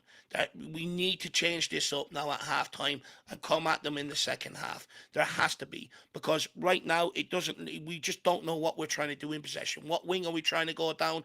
Kudus has had his share. Xavi Simons has seen a bit of ball, but a lot of them have just been pumped long, aimlessly, right down the middle, with no one getting up around Muani for the breaking ball or anything like that. So it seems like we set up to try and get this in at 0-0 at halftime, and then maybe go at them in the second half. So you would hope if that was the game plan, then it gives you sort of hope going into the second half that things might change. But right now, every set piece has gone into Sanchez's hands. Going forward, we can't make two passes. So it's not really giving any fans any hope that we can get something out of this when we haven't even threatened their goals. And that's what it's all about at the end. If we can start creating chances early second half, it gives you hope for the rest of the half. But if we don't, then you're just going to see Spurs fans get more and more angry as the game goes on. Yeah, completely agree. TJ with the super chat from earlier saying, bring off Xavi at halftime, please. He's awful. A lot of people have chimed back at TJ saying, who do you bring him on for, though? Johnson, Richarlison? I take With Xavi straight Bergvall out. coming off, there aren't really any other midfielders that are available. Archie Gray, we all know, is not available either. Like, there aren't really a ton of options. I just think Xavi just has to step it up, to be honest, TJ. And let's not forget. He just needs to be better. Yeah, I don't think look, he can be taken off for anybody, really. to be honest with you, though, I think this is where you got to earn your big boy pants. The guy's cost you a goal. He's doing fuck all going forward. You're giving him his opportunity. Yeah, granted, he's only come on 5 minutes into the game, but the reality he's been shit. So do you keep him out there and keep letting him cost you, or do you make the change and go, look, sorry kid, we paid 60 odd million for you. Until you start learning that you can do the basics, this is the way it's going to be for you. Sometimes you need to show someone a bit of tough love. Don't get me wrong; it would be absolutely ruthless to the guy and probably kill his confidence. But I mean, what other choice do you have if he keeps giving away the football every time he gets it? He's playing you into trouble. There's been a lot of excuses, I think, for Xavi where we've, I think, shown plenty of patience towards the guy. Like everyone's saying, Frank needs to play him through the middle. He needs to play him through the middle. He's played him through the middle multiple times. Like he's given him every opportunity to thrive. He's played multiple shapes, multiple formations. He's played off the left. He's played through the center. He's playing in like a 4-2-2-2 type of shape now where he's sort of a hybrid number 10 coming in off the left. Like the guy's had opportunity after opportunity to carry this team and be the creative maverick in the side. And he is probably one of the most negative players in possession in the whole team. Like I said before, everyone accuses Bentancur of sideways and backwards passing. This guy, Xavi, I don't even think has even attempted, it feels like, a forward pass in this game. One of the moments he did, it was just a little clip through ball, I think down the side for Bentancur or someone, but it was still overplayed. His first touch as well. Some of his first touches have just been shocking, it feels like. It's 4 or 5 feet in front of him. It's way too far. It's sloppy. He's just not tidy on the ball, really. I just don't get it anymore. I think this guy really does, at this stage, deserve some criticism, Xavi. Like, he just doesn't really even seem to be up for the fight as well. Looks to be lightweight. It's been frustrating to watch because, again, like I said this in the predicted lineup, we are so reliant on Kudus, it feels like, to be the creative spark in this team. But we've played a lot of games with Xavi on the pitch at the same time as him. And you kind of forget that Xavi's even playing, really, because he's supposed to be just as creative, if not more creative, than someone like a Kudus in this team. But he doesn't show it at all whatsoever. Yeah. Sean Maddox saying Mwani looks good. Hopefully we can keep him on longer today. I think Mwani's probably, if anything, what's the funny thing is Mwani's probably worked the hardest out of anyone in the side. And then anytime he does get the ball, he doesn't look half bad, actually. He's not that sloppy. His hold-up play is good. He's just not been given any service, really, of any sort. We're just kind of almost like making him chase, sort of like tennis balls, like a dog at the park or something like that. We just keep knocking it long and just asking him to somehow retrieve it with 4 or 5 Chelsea players around him. And to be fair, he's actually done an all right job with it. He's done an absolute great job. He's made the best out of absolutely nothing today. He's turned a lot of them big, long, hopeful punts into 50-50 balls where it looks like he can go and win it. He's fed off absolute scraps, but he has worked his fucking nuts off. Credit to the guy. But again, how many times we said this about Solanke, Richarlison? And it's nothing to do with his ability in terms in possession. But again, when are we actually going to start creating these strikers some opportunities? Yeah. Do you know what I mean? Rather than them just fucking having to work their nuts off and chase shadows all game. I'm not being funny, but the more I think about it, the more I'm starting to bubble here. We gave up the Newcastle game for this 45 minutes of shit. Yeah. You know what I mean? Yeah. This 45 minutes of shit that we've watched, I mean, come on, not good enough. There's huge pressure on this team for the next 45. I think but in terms of Mwani, we need to start fashioning the guy something, because the only way it looks like he's going to score, if he can pick up a ball that's plucked 60 yards out of the fucking air, beat 3 players and put it in the back of the net, which he nearly done, by the way. Yeah. If anything, this might be damning. I actually think we played better in the first half against Newcastle than we did today, actually, to be honest. I think we created more chances in the Newcastle game than we have done today. We've created absolutely F all. They had 3 big chances at harmless. Yeah, I think 2 of them came from just us giving the ball away in really, really bad areas, and then Chelsea were able to register a good opportunity. Thank God for Vicario because Vicario's kept us in this game. It really could be one of the most dull games of football I've actually ever watched, where Chelsea haven't actually created that much from their own good work. They've just pressed us and forced us into mistakes that haven't really even been like that impressive of pressing or anything. It's just Spurs just giving it away really for no reason at all. And then all of a sudden, they have a good opportunity. But I just think it's been really, really dull to watch, honestly, from both sides. But it's not like Chelsea care. They're away from home. They're 1-0 right now up. Like, why would they really care about, creating much of Well, I anything? think It should be us that should be showing I the do. impetus. It should be us that should be trying to create. But they've actually Well, done more than us, to be fair. Well, like this is the thing, and I know it's been a dull half of football. We're sort of used to Chelsea, like sort of, putting us on the back foot and have us hanging on for dear life. But Vicario made 2 unbelievable saves that he had no right in making. This could be 3-0 right now. Yeah. This could seriously be 3-0 right now. He's made 2 saves. That one right near the end from 4 yards out. It's a fucking worldy of a save. That first opportunity they have. If he didn't make them, you're 3-0 down. You have absolutely no hope. Like, you look at the stats here: 6 shots compared to R2, 4 on target compared to R1, 53% possession, 181 passes, pass accuracy of 92%. They're dominating all the stats. They're Yeah. dominating them. Yeah. This has to change at halftime. It has to fucking change. We haven't put Sanchez in one uncomfortable position yet. We haven't put their back line in under any pressure yet. We're the home team here. We rested against Newcastle so that we could be fresh for this game to give it a right fucking go. Yeah. Seriously. This is shocking. Seriously. The more And it then goes, I need a second half to start, because the more I'm thinking about it, the more I'm bubbling. I think this is one of our worst halves we've actually ever had, to be honest, Dave. Like I said, I think we actually played so much better against Newcastle, and we still were frustrated by that game. That really says a lot because everyone was saying, "Yo, no, we're saving ourselves for Chelsea. We're saving ourselves for Chelsea." Played better against Newcastle, and that was away from home. James Coffey with the super chat. Thanks for being patient, James. Saying so frustrating to see most midfielders play the ball backwards to Van de Ven. I'm sure his touches and passes numbers must be off the charts this game. I mean, Dave, that's the thing, right? Like everyone has just been so negative in possession. Like, and even there, like the He, goal that we gave away, James, like Van de Ven gives it to Xavi. Xavi, all he has to do is just get turned. He has wide open space off to the left hand side. Doesn't even look, doesn't even want to sort of receive it, even though, again, he's a 70 million pound midfielder, number 10 player. He's wearing the number 7 shirt that Sonny wore. Like, you give that to Sonny there. Like, Sonny just gets turned and starts running. And he instead just gives it back to Van de Ven. He can't even do that right, though. He still leaves Van de Ven short. It's just actually passing backwards led to the mistake. Passing backwards has led to the 2 or 3 opportunities that Chelsea have actually had in this game. If someone just had the endeavor to pass it forwards, probably wouldn't have given away the chances that we did to the Chelsea. thing That's is, the thing. We can't even pass backwards well enough. but it's a twofold problem, though, Jack, right? Because when teams press you as aggressively as they press us, once you pass through that press, you have to keep going forward.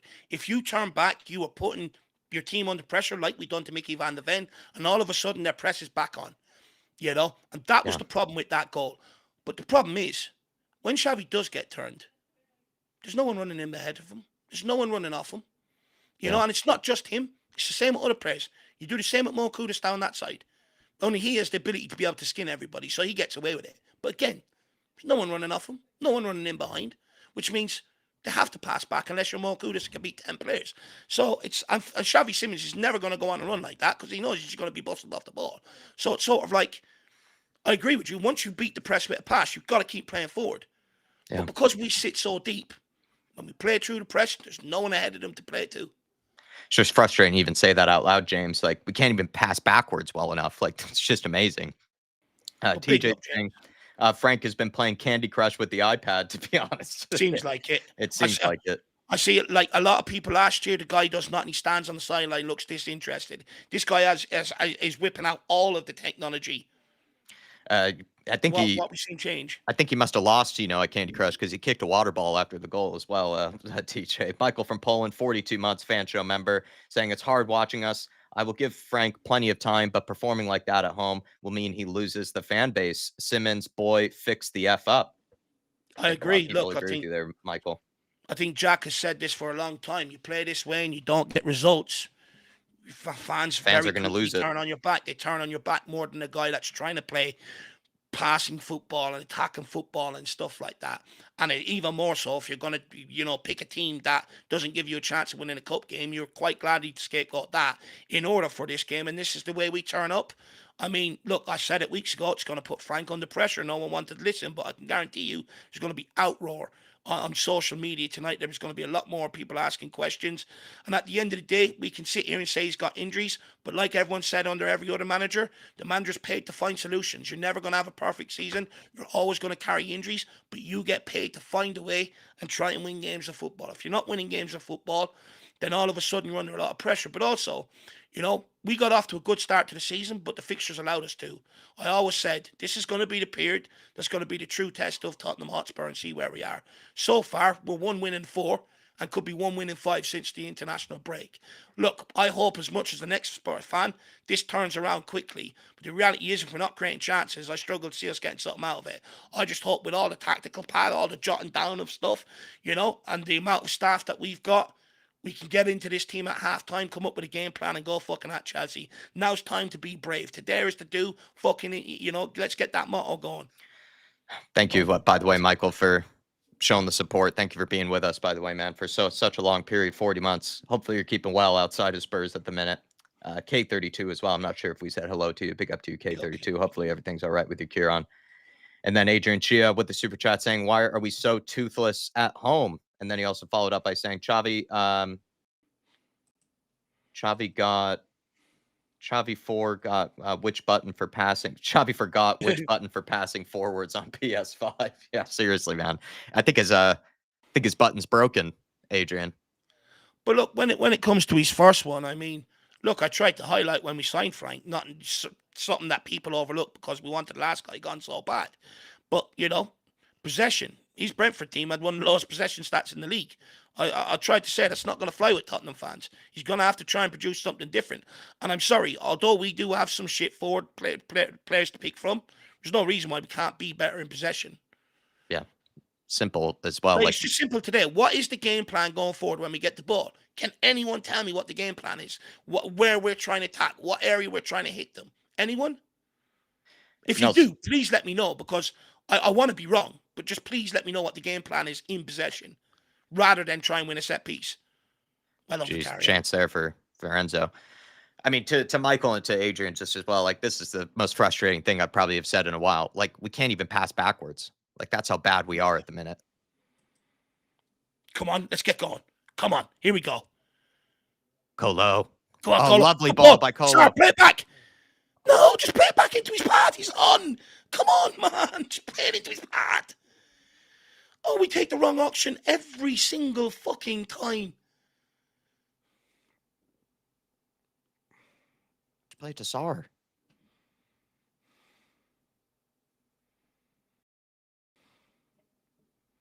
Good turn for Bentancur. Good turn.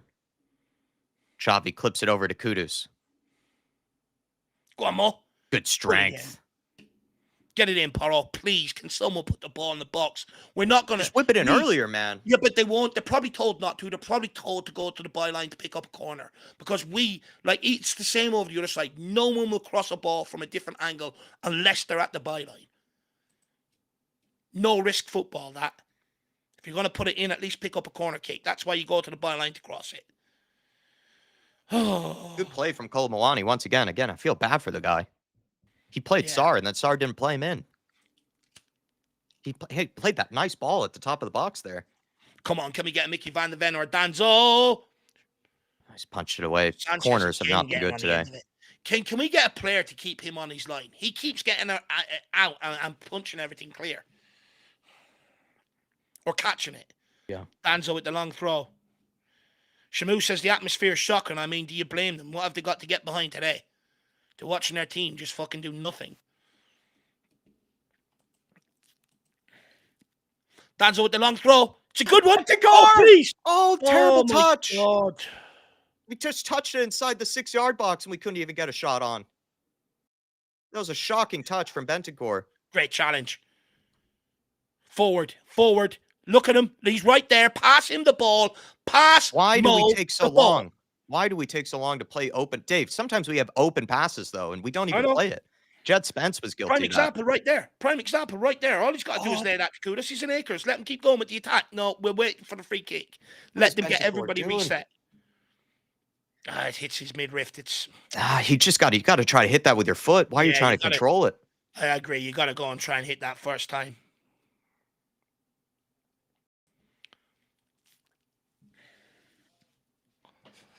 Can we get a good delivery in here? Let's at least just try and put them under a bit of pressure.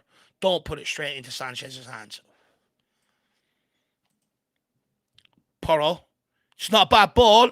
Can he keep it in? Overplayed. Oh, just slightly over. We're shit. We're so shit. Oh, we are so bad. We just had 2-3 moments there where Kolomwani plays Sarr at the top of the box. Sarr doesn't play him in. Right there, Bentancur tries to control it in the 6-yard box when all he has to do is just hit it. Xavi had acres and acres of space to be able to play Kudus. Takes forever. Gets a free kick. Like, it's so frustrating. Well on Van de Ven.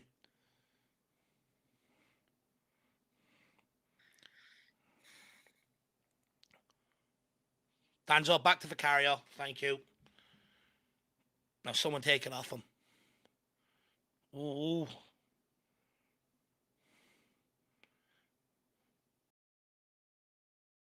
We're playing ourselves into trouble here. We have no idea what to do when we get the ball.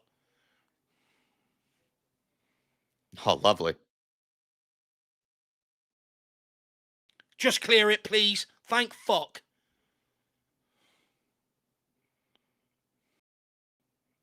Well on, Sarr. Good inception. Xavi's so weak, man. He's so weak. You're so weak, man. Oh! Oh, my God. Free header from 6 yards out. Lucky he didn't get that one on target. Again, Porro, I don't even think Porro jumps with him here, does he? Does he even get off the ground? He gets off the ground. He just can't compete.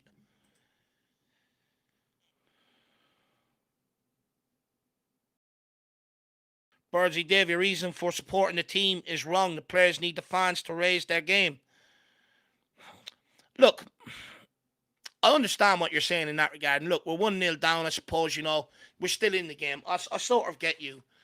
But look, naturally, I'm only guessing because I don't listen to the game with sound on because I can't. But, you know, I'm guessing the atmosphere is raucous before the game. But, like, when you're seeing your team do nothing in possession, create absolutely zero, naturally, as a fan, you're going to become more and more deflated as the game goes on.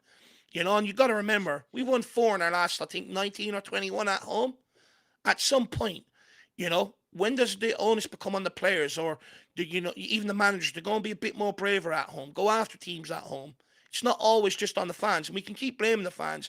But I think the most of the blame should actually go to the club. At the end of the day, Birdsy, you know, many fan groups have set up sort of fan groups to try and liaise with the club, to try and generate more atmosphere, singing sections, do more to try and help the atmosphere. But the club keep turning them down. The club don't want to extend the olive branch. So it's sort of, I think, the club that need to take most of the responsibility, to be honest with you. It's another ball in. Porro deals with it. Kudus. Back to Zhao. Zhao tries to play it forward. It's just not an accurate ball, and we give it straight back to Chelsea. Oh, holy shit. Well done, Moani. Unbelievable. Simmons What the fuck? Gets it away again. Holy shit. Oh, my God. Xavi is fucking useless, dude. They're forcing me to stress eat. I have to eat candy now.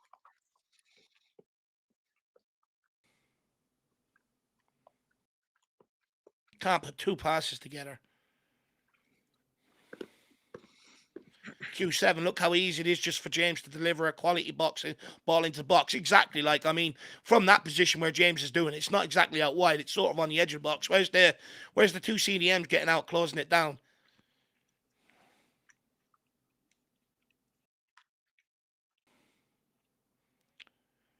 Bridgie says you sing win, lose, or draw. Your supporters support. Do you walk around your house singing songs when you lose? I'm just curious. I bet you don't. Jack, do you? When we lose games, you walk around singing, or do you walk around when we win? Spurs drive me to drink. That's what's happening. Guys, let me know at home. Do you walk around your house singing songs when we lose? Spurs make me want to take sleeping pills.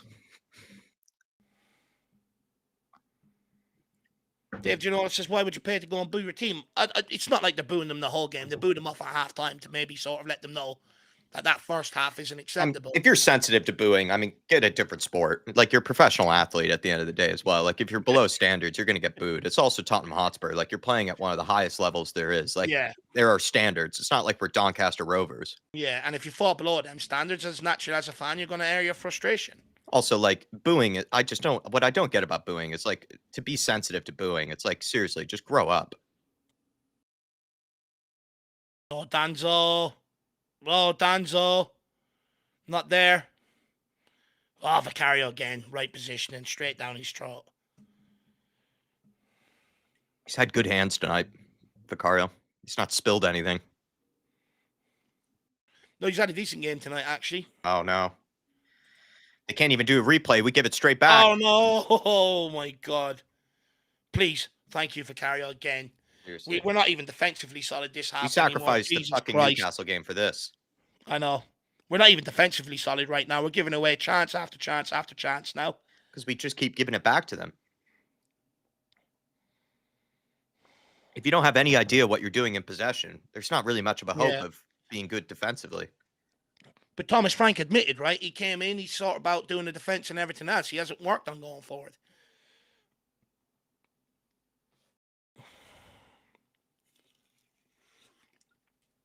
Here we go. Romero's coming on. Oh, and Richie. Please not from Mawani. I get it if Mawani has to come off. I really do, but please, no. He's been the only competent player. Yeah, he's our only bit of quality up front today. Good ball, Zhao. Good ball around the corner. Kudos. Come on, Paro, get your head up. Play Mawani. Good ball. Sir, can he hold it up? He does. Back to Kudus. Kudus lays it off to Simmons. Good ball around the corner. Simmons. Oh, good idea defending. from Simmons. It's unbelievable defending. Good idea from Simmons. Is that youngster that he's been brilliant since he's come into the team? That's Chalobah. No, that's just Chalobah. It's unbelievable defending that. Ah, come on, let's get a good delivery here, Kudos. One goal can change the tide of this game.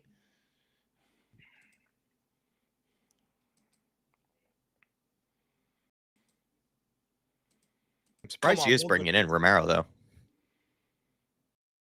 Probably wants the captain on, Jack. Restore a bit of order. Oh, it's getting straight into the... Sanchez has caught every single set piece today. But when is the set piece coach going to tell him to do something different? Oh, no. Oh, no, we're in trouble here.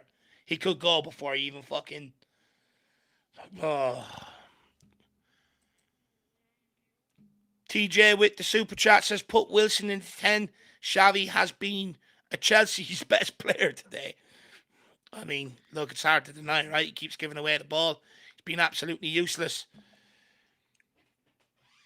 But the fact that he's only come on, you take him off, you probably kill off the lad's Spurs career probably before it's even started, to be honest with you. It's one of them. What do you do? But TJ, you're right on that one. He's been Chelsea's best player. It is funny. TJ's had two very funny comments. Frank has been playing Candy Crush, and then he says Xavi's been their best player. Very funny. RST also says, I'm not against booing, but at this point, I want to see the players getting direct feedback like we saw from Wolves last week, or angry ultras. Look, at the end of the day, everyone pays to support this club. You can go and support it how you want. No one should tell you how to support it. You know, no one should tell you can't boo, but no one should also tell you can't happy clap if that's what you want to do. Support how you want to support it. Me, I'm one of them. I will let them know if I think it's not good enough. I'm not going to sit there and bite my tongue and, continue to clap, because at the end of the day, where does it get you? A lot of the Ange fans done that last year. We carried on losing every single game. You know what I mean? At some point, you're going to vent your frustrations. What you do as fans. The difference is everyone has their boiling point. Everyone is going to tip at different times. Some earlier than others. I mean, I've seen high school basketball games where parents are booing their own kids. I think people are just way too soft. People are way too soft. It happens in Sunday League all the time. You get stick and everything else. It's just like, I'm not being funny, but it's elite level sports. It's competitive. You know, if you're not doing well, people are going to have conversations around it. They're not going to keep sweeping it on the target and pretending everything's all right. Because with that attitude, how do you ever improve if you can't identify weaknesses?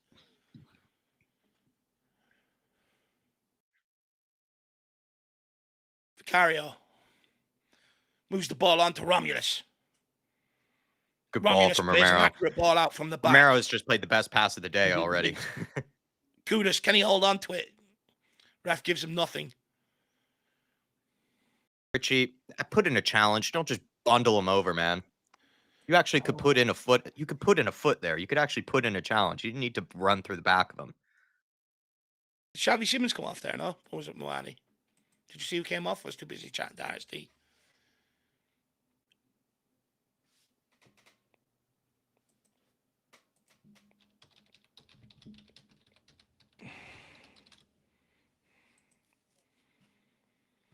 They've had 11 shots compared to our 2 so far. Jesus Christ.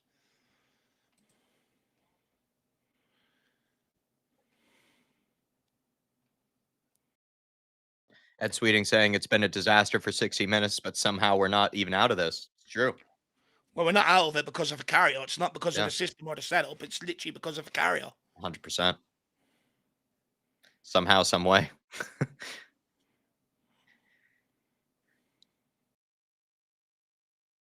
Oh.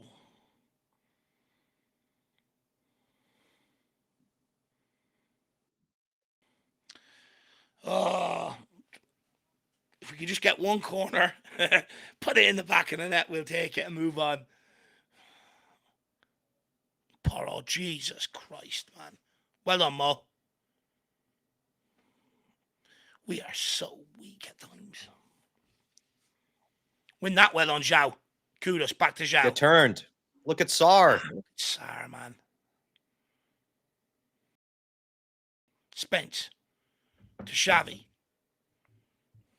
Another loose pass. We can't even pass backwards, I swear. Van der Ven onto Romulus.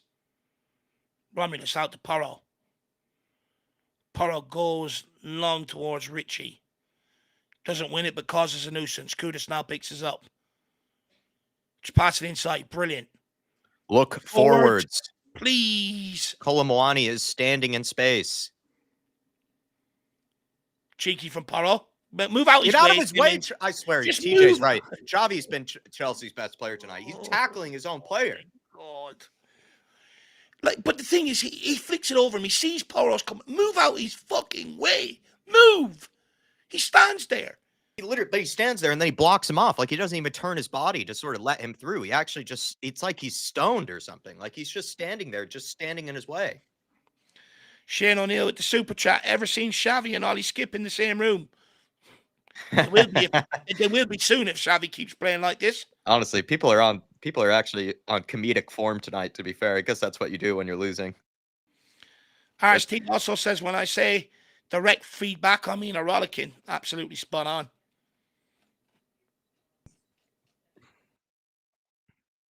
No plan going forward. Yep, I agree. Someone's saying bring back Winks. I mean, that's a stretch too far. I think people are just in a comedic mood. Dark comedy. Levity. It's how we cope, I suppose. Never seen Ollie Skip and Xavi in the same room. It could be in League One soon. He does look like a cross between a Harry Winks and an Oliver Skip. Xavi Simons. Looks like he's always crying. He looks like he's on the verge of tears all the time.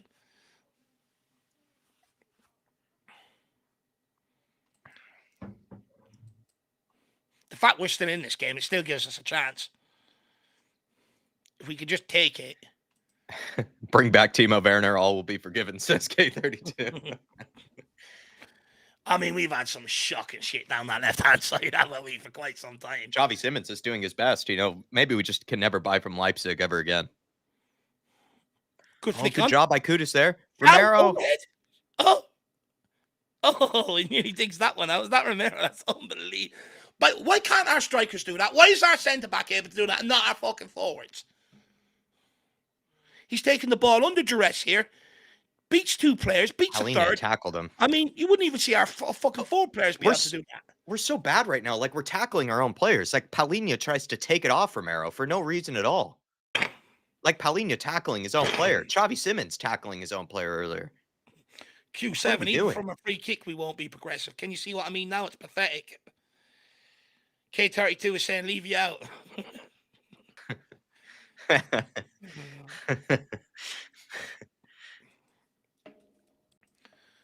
Oh.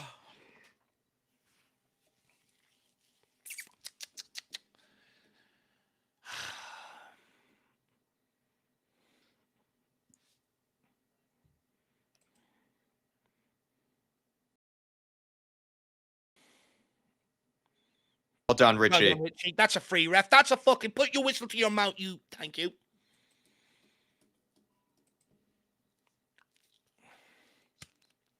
By the way, it's not Reece James that's giving away another one. Is he not already on a booking ref?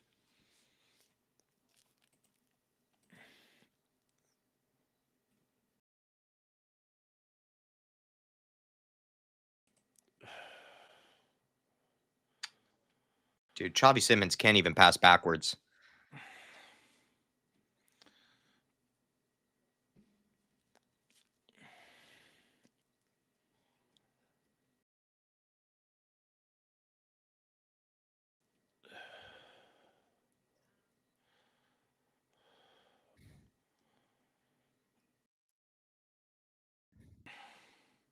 I think the post-match reaction will be one of the quickest we've ever done. Because we've done nothing. We've got injuries. End of. Turn it off. Done. That's how bad we've been. We've done nothing, and we've only accumulated more injuries. Yeah, more. It's somehow more injuries. Oh, TJ again. I think he's trying to cheer you up, Jack. Xavi has parlays of himself on price picks for most missed passes. TJ, actually, I really miss sports betting. It would cheer me up, actually. The way gambling works in your country is mad. Over here, you go into the tiniest of villages. There could be one shop, but you'll always have a bookies. And if you don't, the shop will be the bookies. Genuinely. I know. I kind of. There's a little village miss where I was living for about a year, Jack. Not too far from where I'm living now, and the pub is the bookies. I mean, that would be dangerous for me. I could get my pints in and get my bets in. Oh, that'd be dangerous. Skunkwork says no injury excuses, guys. This is just poor. I was trying to bring some. Is that the word levity, Jack? Humor. Yeah, no, it's just levity, just dark humor. We're not making any excuses. If anything, this is what we called out. We were saying, what's the point of, what was the point of going with a weakened team against Newcastle if this is what we're going to do against Chelsea? And we also said as well, Dave and I were like, we've never beaten Chelsea. Like, we don't beat them. Like, what? It's just give yourself a better chance in the game that was more winnable. For me, it was just, it's so early in the season. You didn't really need to pick and choose, But I suppose, most people would say, well, we never had a chance against Newcastle anyway. People will probably say the same today. But the reality is, you put out a weakened team against Newcastle so that we could go at Chelsea today, so that we could give it a right proper goal. I'm sorry, this has been so lackluster and far from giving it a proper goal. Everyone's saying Enzo should have been sent off there. It's not a bad ball. It's not a bad ball. Go on. Honestly, TJ, show me the prize picks for how many times Sanchez has caught it today from set pieces. He's caught nearly every one, hasn't he? He's touched every single set piece. Every single time we've had a set piece, he's caught it or punched it away. Can someone learn that he can touch it? Have we not learned that yet? That the goalkeeper is allowed to touch the ball? Skunkworks and becoming very touchy. I think we all are, lad. No one likes losing, right? I think, look, I was certainly touchy after the Newcastle game. I hold my hands up, so much so I had to just not speak to anyone for a couple of days because I was just so vexed with fucking Wednesday. Oh, lovely. Everyone's a bit touchy. Well done, Romero. It's the only one with it. Lovely from Romero. Romero. Come on, drive into that space. Richie, run. It's a shit ball into his part as well, to be fair. Yeah. Oh my God, we played him too late. He played him too late. Even when we've got acres of space, we still can't create. Kudus played him far too late. You need to play him earlier. What a challenge from Romero, man. Can we just have 11 Romeros, please? Oh, that's we'd be better going forward. We'd be better in possession.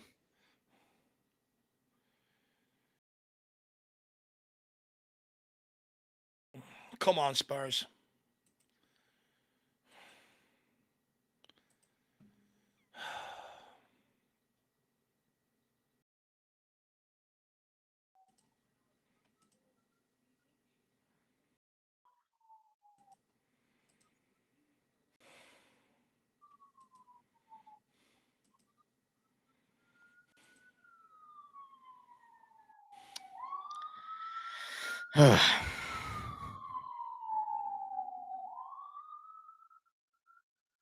Good pressure. God, please, Sar. we gotta at least get a shot on target. Come on, here. kudos. We have to. Come on, Mo. Oh my, we still can't get it. How we are fucking. How do we not even get a shot on target there? Jack, it's a 3-on-2 situation. This is what I'm saying, It's though, a Dave. 3-on-2 situation, man. We've seen that so many times, though, both last season and this season. Like, how are we not even getting a shot on target, let alone a goal?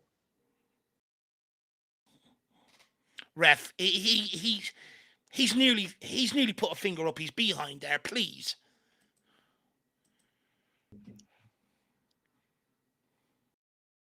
How we not even get a shot on target there? We're sitting here all night. We might not get one. That's it, Richie. Just chase him down. It's all we can ask of our strikers right now. There we go. Bit of pressure. Oh, unlucky. You got to take that risk, though. I like that from Zhao. Romero coming out. Shoving him over, Paulina. Line him up as well, though. Romero literally stepped forward, ready to line him up and clatter him. Oh, come on, Spurs. Brenda's coming on. Leighton says, I'm done with this team. Season's only started, my man. Leighton, we need a happy clapper. Oh, it gets worse. Johnson's coming on. Johnson, Udabur, Anna, Destiny, Adogi coming on. Xavi Simons coming off. Yeah, he's been absolutely shit. Big up, Alan. Rakdos Madness. That was one waste of a substitutions today anyway. He practically may as well be wearing the Chelsea kit. Porro's coming off, which means Spencer go right back. More rotation. Xavi and Moani off. Moani. I feel for Moani. I really feel for him. He hasn't got 90 minutes in his locker yet, unfortunately. Well, we need Johnson again. Ole, ole. People saying dumb and dumber. Big up, Alan. Big up, Rakdos Madison. Lazy Head saying shots on target, Jack. Who do you think we are? Real Madrid? Yeah, I'm sorry. Too much to ask. Too much to ask of us, Nick. Showing the magnets to Johnson is like handing over the keys of the Titanic. Daniel Larson, if I got paid to watch this team, I would pass. At least $30 an hour for me, Daniel. That's what it would have to be. Unfortunately, we all do this out of love, don't we? We're suckers for punishment. Well, Johnson's first touch is the touch of Johnson's first touch might have been 20 yards in front of him, which is great to see. We're actually one of the most greediest fan bases because we are so glutton for punishment. Oh no, get out there, close it down. See, they can get a shot on target. Why can't we from similar opportunities? Like, it's another shot on the edge of the box. Jesus Christ, can someone be aware of some sort of danger? He is in oceans of space. Where is our defense? Where is our midfielders closing this down? We are so all over the place. We are everywhere right now. We are at 6s and 7s. That's very funny from Daniel Larson and also very funny from Nick. I think we just have to, now we have to just realize, our standards are just too high for this team. We shouldn't even be expecting shots on target. Too much to ask of a team. Too much to ask of forward passes. Too much to ask of shots on target. The whole aim of giving up the Carabao Cup was to try and qualify for Champions League. We keep playing like this, we are far from qualifying through Champions League, through the league. Far from it. Way off it. We're only in the Champions League because we won a trophy. Come on, there's still 15 minutes left. There's still time to go and nick an equaliser here. Nick an equaliser, and I'll be like, you know what? I'll take that and move on.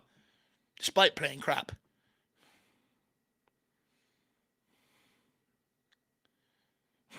King Harbin football gods, please let us shithouse a point.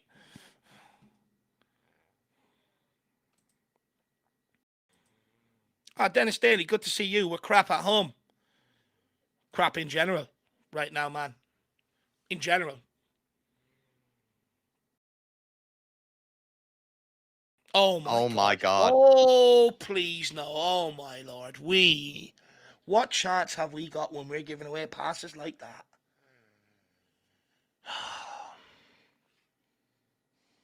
You really do wonder if the under 21s would actually just be better at just simple things, just playing a forward pass, having a shot on target. But we make the wrong decisions though, Jack, right? Everyone goes, oh, Mikey Moore's overrated. He contributed last year. He came off the bench against Everton, contributed an assist. He took the game to some of the teams earlier on in the Europa League. You know, he got involved. He contributed some goals and assists. He's done more than what Udeberg has done, Richarlison has done, Tell has done, fucking Johnson has done. Can't even complete a simple forward pass there from you, But we Doki. give these guys a chance because we keep fucking, because we're paying millions to bring them in.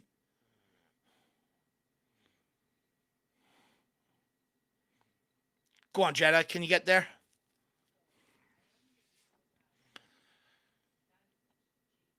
Ah, brilliant from Jed. That's fucking unbelievable defending.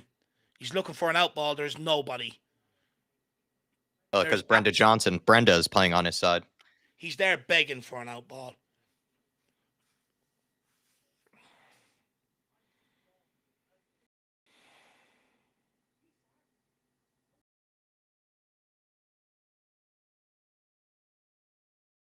Jed Spence launches it down the line. Richie. Oh, lucky Kudus. Now put the pressure on him. Hey! Send him off! If the ref's given that and he's caught him in the face, it's got to be a free. This got to be a red. He's telling him to get up. There's no reason for him to elbow him, though. There was that was completely uncalled for. He just didn't even need to do that. Referee just waves him off. It's just insane. Gillette really is just fucking useless. Johnson, you're only on. If I see you jogging near someone again, I'm going to lose it. Sprint towards the fucker with some passion. It's a fucking London derby with some fucking pride. And go and look to take the ball off him, please. He's fucking jogging around after him there. It's pissing me off. This is a London derby. Show some fucking heart. 6 subs and nothing happened. Spot on, Andy.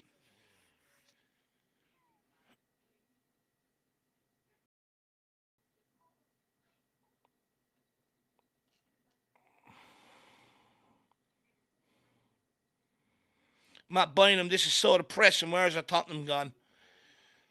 It's been gone for months, man. It's been gone for fucking years. Yeah, it's been gone since basically, when did we start losing, what was it, 24 losses last season in the Premier League? Ever since that happened, and then it's just carried on to this season.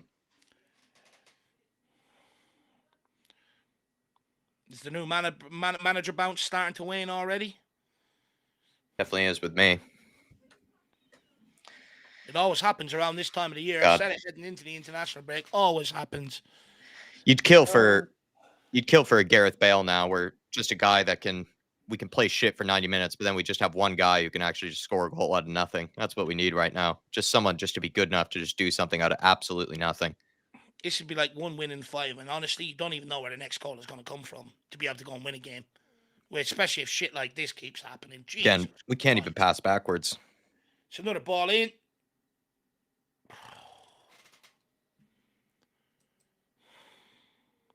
This is depressing. That's all I keep seeing from people.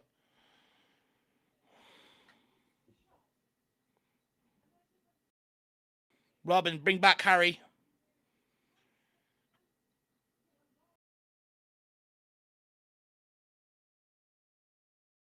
Sean, Alex, low-key, Van der Ven hasn't been great today. Look, I don't think anyone's been good today, to be honest with you. I don't think you can sing it. I think the only one that's really actually tried to show a bit, for me, has really been Kolo fucking Moani. Yeah, I was going to say, that's the only one.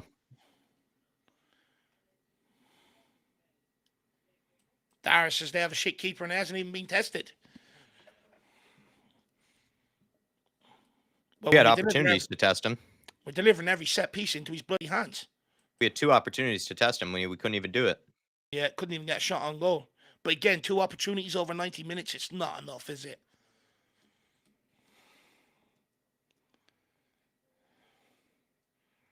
Decky's supposed to be back in training after next international, but I fucking hope so. It's amazing that fans are calling for him now, considering I've been fighting his case with fans for years. Now all of a sudden we rate him. That's mad.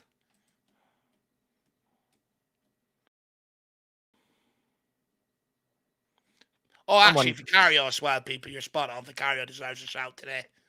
Someone's got to be there for that second ball. Why is both players standing? And why does Jed Spence, every single time he has a throw-in, has no options when he has 6-7 new players on the pitch? Surely Johnson or Richarlison can make a run for him. Well, the fresh legs don't look too fresh, do they? You haven't added any freshness to it. But again, I mean, what do we expect, really? I suppose we could expect more running around, to your point, Jack.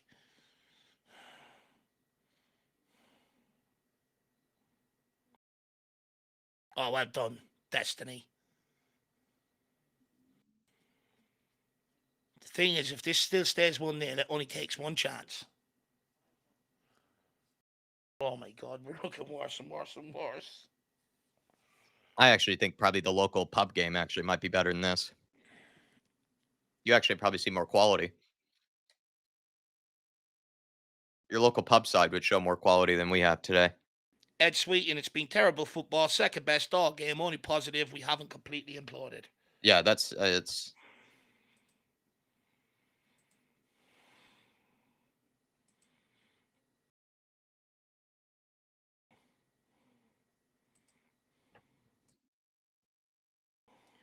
Yeah, I guess the only positive, it's not 3-0.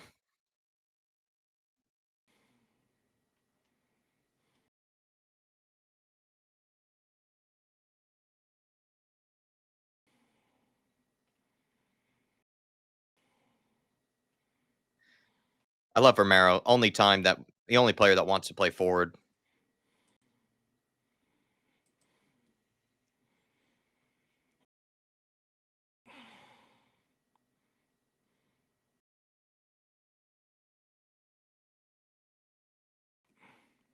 Oh my God, we're missing easy things now. Jack, if you go on the lash again this week, please bring me with you. Fucking could do with it now after watching some of this shit. Jesus Christ. It's the only thing you done wrong yesterday. You didn't invite me.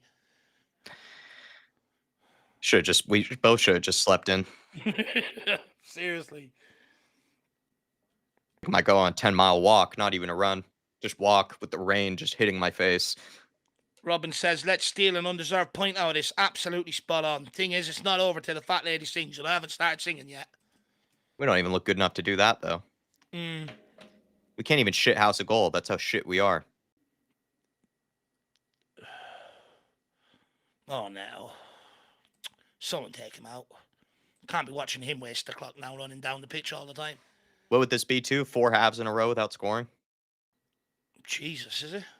I mean, we didn't score against Newcastle, right? Yeah, you're spot on. We also didn't score against Monaco, but then we scored against Everton. But the only game that we've scored in recently is against Everton. And a goal against Villa came from fucking a set piece.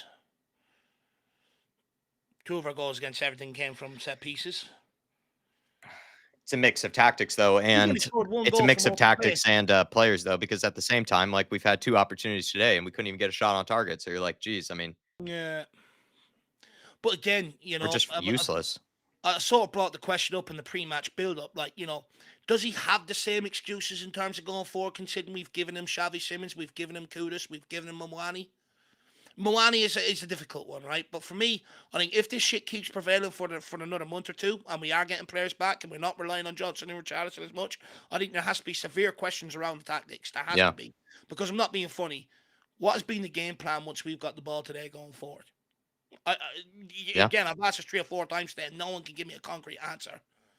And you can't keep blaming the players. At the end of the day, we had Mwani and we had Kudus out there today for a lot of the large periods, and we fashioned absolutely fuck all. We had better players out there today.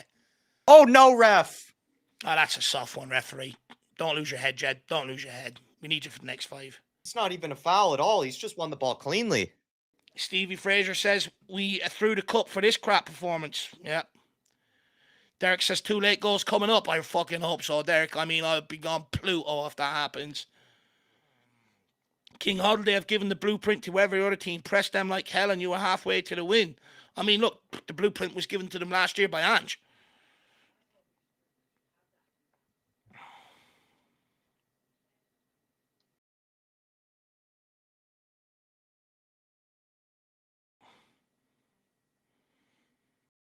It's very interesting to see what Thomas Frank has to say in the press conference after this one. Because if there's any self-respecting journal, they will surely pose the question, you threw the cup game for this. Explain this one away. And I don't want to hear, oh, we were competitive, and I don't want to hear it. We've been outplayed most of the game. I'd say we played far better against Newcastle. Yeah, we're a bit more competitive in that game for sure. No, don't concede now. Don't concede now. Well done, Romero. Good ball. Good ball. That was swell. Got to get rid of it, man. Turn the wrong way as well, Richie.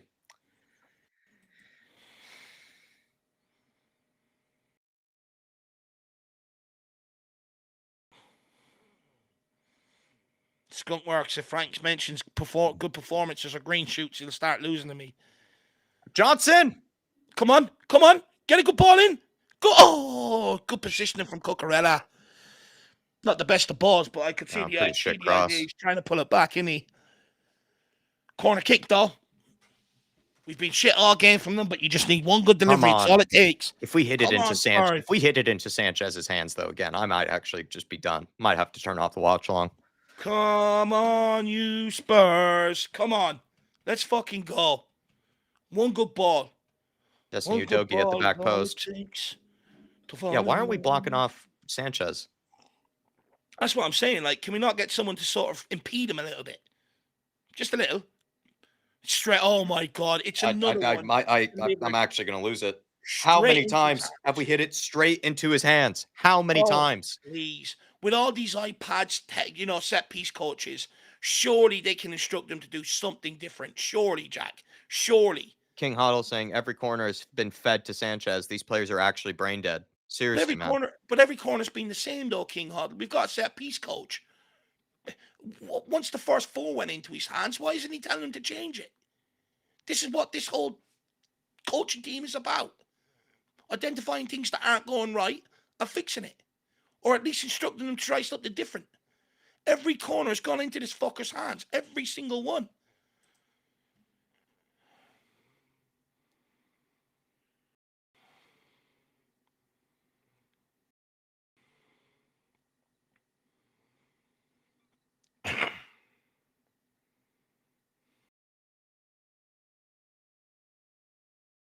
How's Richarlison flying that far? Honestly, if you want to torture your enemy, sit them down and watch this 90 minutes. How's Richarlison? They'll give you any answer you need. Richarlison looked like he was shot out of a cannon there. Like, how on earth has someone thrown him that far? I'd say Richarlison is true. That's what I mean, though. Like, surely he wasn't fouled. If he was fouled that looked it would be a red card. He just looked like he was shot out of a gun.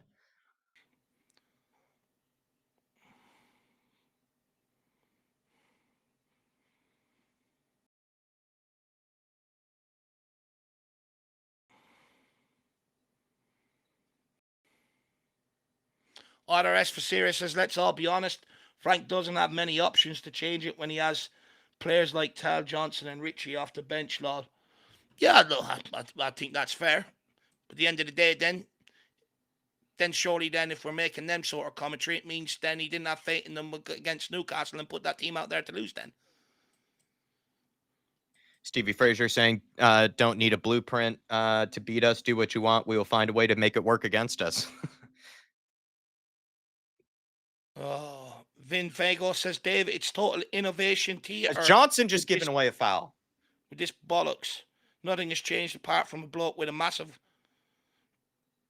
Johnson just giving away a foul. Oh, my God. Well, Jack, you're our injury time expert. You got it right in the first half. How long are we getting? I don't think much delay has happened this game. I imagine only 4 or 5 minutes. Yeah, I think that'd be generous. This half, anyway. 6 minutes. Come on. We just need one more opportunity. We just need one. Nicest thing the ref has done for us all day. 6 minutes. I feel like if we get one opportunity, we'll take it and shithouse a point.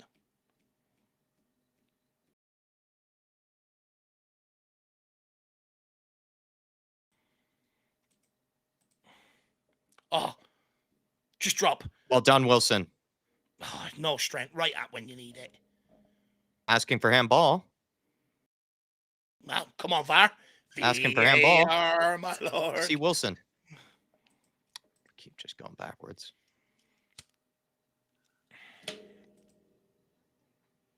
Come on, VAR. Get involved. Give us something. Not there. Not there. Not there, Mo. Don't commit a foul now. Don't commit a foul now. Is he giving away a foul? Yeah. Oh, people are saying handball. Let's get a VAR check on this, please. Well, I think that's come off his chest.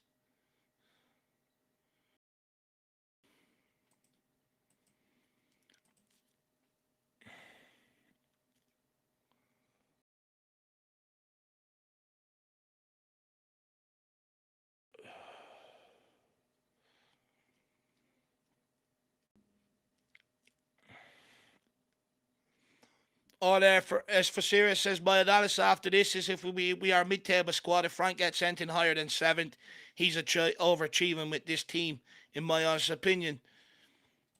Yeah, I think it's fair, but I also think it's fair to ask questions. Is he getting enough out of Kudos and players and Xavi Simons? And I mean, look, Xavi Simons is a difficult one, but you'd argue is he getting enough out of them? He's at the end of the day, Tottenham threw a bit of money at the problem in the summer. Many fans were happy with the quality of the player that we were bringing in.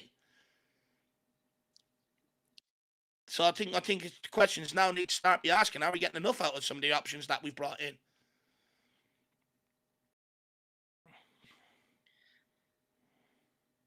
Ref, F off. Come on, Vicario, pump this right in on the box. Let's go and shit with house one here. Come on, Romulus.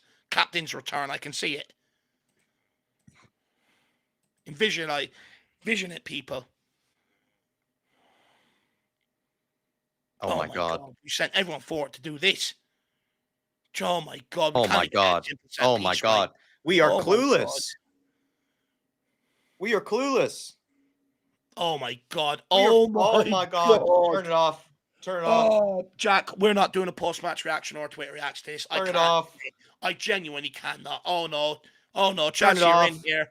Oh, Chance you're in here. Vicario, oh, he's blazed it. We still have a chance. Turn it Amazingly, we still have a chance. I mean, if that free kick doesn't sum it up, they're like, that there's no plan going forward. I don't know what does. I mean, Jake Spence is asking Kudus to go behind. Kudus has dropped short for the ball. Vicario had the ball, who ended up punting it long in the first place, and the angle was completely gone. Turn it off, Jeff.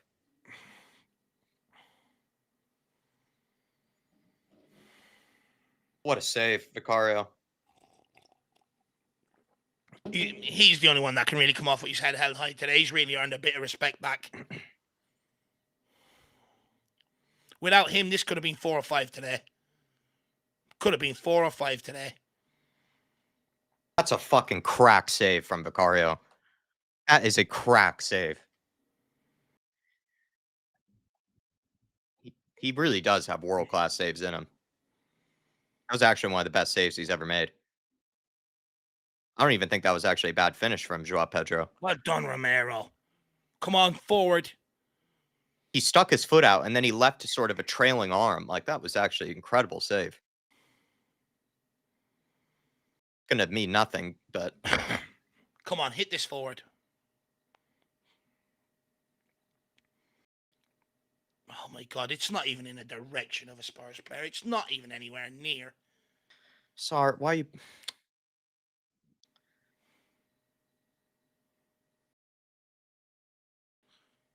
Well done, Mickey. Udogie, man. Udogie, that was yours. Why are you telling Mickey to go for it? Why are you telling Van de Ven to go for it, man? We are useless. Why is he telling Van de Ven to go for it? You were feet away from it, man. You were feet. Just had to take 2 steps and you were on the ball. And I think Gadus makes a good point. This is a Chelsea team without Cole Palmer, by the way. Yeah, seriously.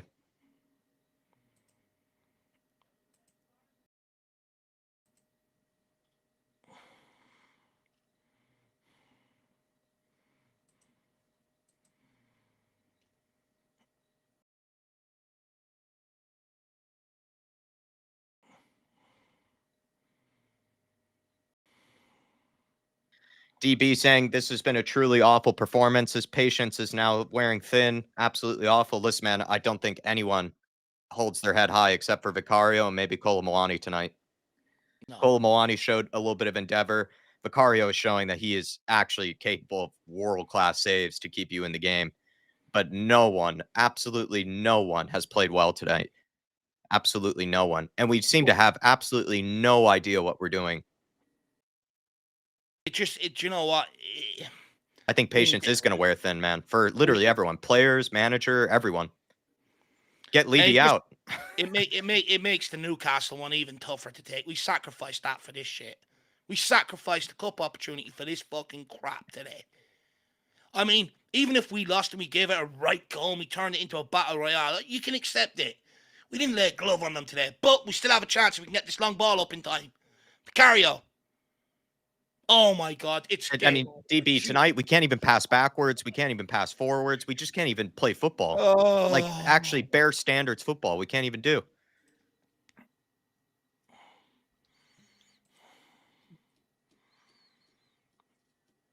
This is honestly might be the worst performance of the season. And we've had some shockers. Bodo Glimt, Monaco. This actually might be worse than Monaco. But there's balance, though, remember, Jack. We got all these injuries, you know. There's balance to this, lad. It's me being sarcastic, by the way. No, I know. I'm lost for words. I'm just actually racking my head if we've had a worse performance than this. Lee, absolutely spot on. Frank has turned us into a rugby team. Absolutely spot on. Crash bang wallop football. And how many times? Straight into his arms. Sanchez had more touches today with his hands than fucking Kolomolani. Absolutely pathetic. Absolutely fucking pathetic. That is spineless. It's weak. It's cowardly. We had no game plan going forward. You know, all this talk in the build-up from Frank. We're going to go for them. We're going at Chelsea. I mean, Jesus Christ, that was far from it. And when set pieces don't work and you've got a coaching team on the background that we've employed, they've got all the magnets, by the way. All the fucking magnets that we were told, oh, this will make a difference. You know, magnets, fucking tactical pads. You know, it's all we ever fucking see on the sideline. You know, and there's absolutely no change to what we're doing. Okay, granted, it's hard to change a game with Richarlison and Johnson coming off the bench. Granted. But you've got a set piece coach for a reason. Tell him to instruct, to do something different from corner kicks if you know it's your best chance of going and getting something from this game, instead of keep pumping it into the fucking keeper's arms like we done all game. This by far has been the worst performance under Thomas Frank, but it's been going this way since we returned from the international break. I said it coming into the international break, we will have a lot harder fixtures coming up. This will be the true test of where we really are. And to be honest with you, coming into these games, I don't even know where the next goal is going to come from. This is now 4 halves of football, like you pointed out, Jack, where we haven't scored. You know, we've only scored 1 goal from open play since the international break, and it's progressively getting worse, and we've got much more tests to come.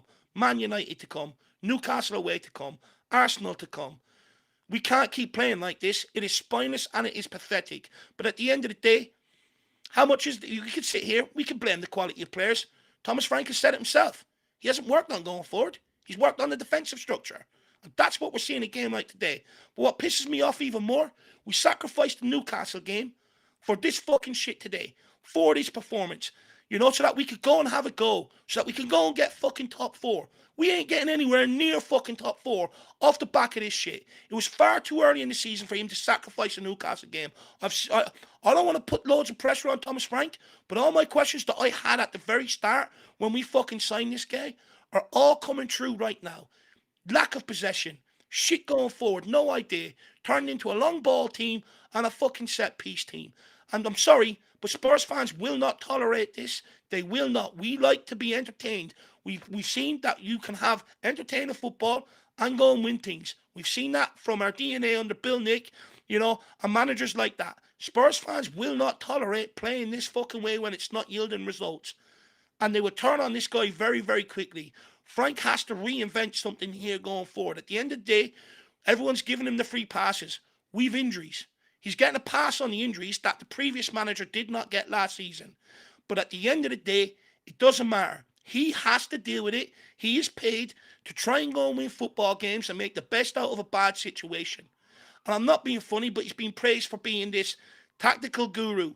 We keep seeing all this shit on the sidelines that everyone's fucking wanking over. Oh, he's got the magnets out. He's got the iPads out. What difference does it make? We are looking even worse than what we looked last season at times. I'm lost for One words. win in our last 5. One fucking win in our last 5. It's cowardly. One of the worst performances I've actually ever seen. We did absolutely nothing for 90 minutes. We could have played 380 minutes, 390 minutes. We would not have scored watching Spurs. Even when we somehow shithouse a chance or an opportunity, we still mess it up anyways. And it's not even down to tactics or anything. It's just like out of just sheer luck. Sometimes we just get an opportunity, but then the players are just so useful at being able to do anything with it. We can't pass it forwards. We can't pass it backwards. We can't do anything right. It's absolutely right to say that it's almost like watching rugby, really. Like, feels like we're just playing a different sport compared to the likes of Chelsea. Dan Coy's even saying at Jack, even Jamie Redknapp just now said that was one of the worst Spurs performances he's ever seen. I think it seriously was, man. Like, there's absolutely no positives to take from this game other than We I were at think home. Vicario was absolutely crack once again.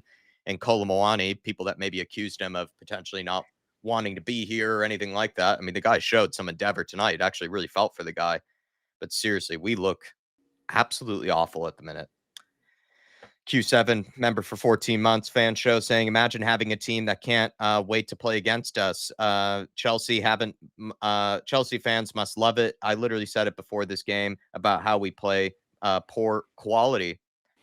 It is really frustrating, man. Like, this is where maybe it's a bit of a loser mentality, but from myself, but that's why I really wanted us to go for that Newcastle game, because for whatever reason, man, we just never really seem to find our way against Chelsea. We put in some absolute stinkers against them, especially at home. We almost play worse at home against them than we even do away from home. I just don't get it, man. We're just terrible against Chelsea every single time. But it's where I really wish if we got through the round against Newcastle, if we were able to get to the next round of the League Cup, and let's say we played this exact same game today, I think there would be frustrations, but I imagine that there would be just slight silver linings or positives knowing that we had beaten Newcastle, knowing we were in the next round of the cup, and then we had like a Fulham or something like that to play afterwards. But the fact that we've lost both of these games, it's just really just, it feels like we're back in a dark, dark spell here, Q7. Hello, darkness, my old friend. Seriously, man. I'm sick of being here. I'm absolutely sick of being here. And the reality is, the Not month gets not over tougher. the line against Newcastle. Like, yes, this would be a kick in the stones, but it just, you would kind of think, well, at least we won in midweek, or next in the next round of the cup. We always lose to Chelsea anyway. Perhaps it's a very loser mentality for me to put it that way, but that was at least our thinking this whole time. Is like, winning against Chelsea has been hard for us. So that's why it just felt all the more important just to get past Newcastle, really. But now that we haven't done either, it's a real, real worry. It's a real worry. But I think the biggest worry is no one knows where the next goal is going to come from. Our Seriously. efficiency from set pieces is waning. The impact from the long throws is sort of waning. And we're crap in possession. And the thing is, we can sit here and moan that it's all Richarlison and Johnson's fault. The reality is, the system is so structured. There's no movement out of possession going forward. When you go forward, it's all about causing chaos with a bit of quality, having runners bombing forward, pulling players away. But because we're so structured, we're so easy to play against, and because we sit so deep at times, when we do get the ball, when we do get it into the midfield, there's no one ahead of them. There's no one making runs, which means the ball's coming back, and we're playing it straight back into the press that we've just tried to play through. It's a huge, huge problem. This isn't just down on player quality alone. Some of this is down to instructions and tactics. Yeah. It's a TJ twofold problem. TJ saying a mid-table manager, a mid-table mind. I think Thomas Frank is going to have to be asked serious questions at this stage because, yes, the defense has been slightly better, but I think the worry now is if you really are this clueless in possession, you're only going to continue to put your defense under more and more pressure. Like, you have to be better in possession, and you have to have a better idea what you're going to do when you do get the ball back. Because if you're just going to play this terrible football, this almost terrorist-like football, you can't, no matter how good your defense is, like, you are going to still concede chances and opportunities, and you are going to still probably lose games. We have to improve what we're doing in possession in order for us to capitalize and take advantage of having more of a rock solid defense. But if we're just going to be this terrible on the ball, there really isn't any point of having a good defense, to But be Jack, honest. the defensive structure isn't happening anymore. You know, Chelsea, they just could. Carrier bailed us out tonight. He bailed Yeah. us out against Monaco. You know, Newcastle. I mean, like the defensive structure is waning now. It's not as rock solid as it once was. Yeah, Teams are getting out probably. a lot more. As the season's going on. So you're losing the defensive structure, which means you're losing the ability to be able to go and win games and put points on the board because we're not good going forward. No, I think you're right. It's probably now we're How probably many times living have we too. I'm praised probably Vicario living over the too last far few in the weeks? past about the defense at this point. Yeah. Well, like we praise Vicario from Monaco. We praise Vicario coming off against Everton because he made crucial saves at crucial times, and people are praising him again today. And that's because he's making some unbelievable saves because the defensive solidity hasn't been there the last while. Yeah. I don't know what to say, everybody. That was just that was Jack. seriously one of the worst performances I've ever seen. Seriously, It's I just can't one even of think them, of right? one good thing we did today. But that's the thing. It's one of them. It's such an absolute no-show.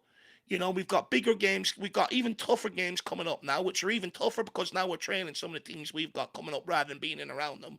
The momentum is completely gone. The new manager bounces over, and we're back here again. We're here every fucking October and November. It's nearly every year our season is derailed at this point, and I'm absolutely fed up with it. And the reality is, I can sit here and I ask questions around Thomas Frank in terms of, we're seeing all these tactical boards. What are we changing during game? Did we change anything up from the set pieces today? No, we kept on doing the same thing. Did I think he got his line up wrong against Newcastle? Yes. I do have questions around Thomas Frank. But as much as I do, the reality is we can sit here and all scream Frank out if that's what we want to do. It's not going to change. It's not going to change. You might get the next manager that might come in and give you another immediate manager bounce, which will push you up around the table. But the reality is, it's still not going to change. We still have problems. We still have massive holes in this squad. So, I mean, we're sort of back in no man's land yet again around October, November. I'm sick of Seriously. it. And I'm only coming off this opinion because I don't see them getting any better. I see it getting more and more darker. Paul Vamben, good to see you, Paul, with us. I didn't expect to win today, but that performance was absolutely unforgivable. That's kind of what's my mentality, man. Like, again, might be a bit of a loser mentality, but I don't have much hope usually against Chelsea.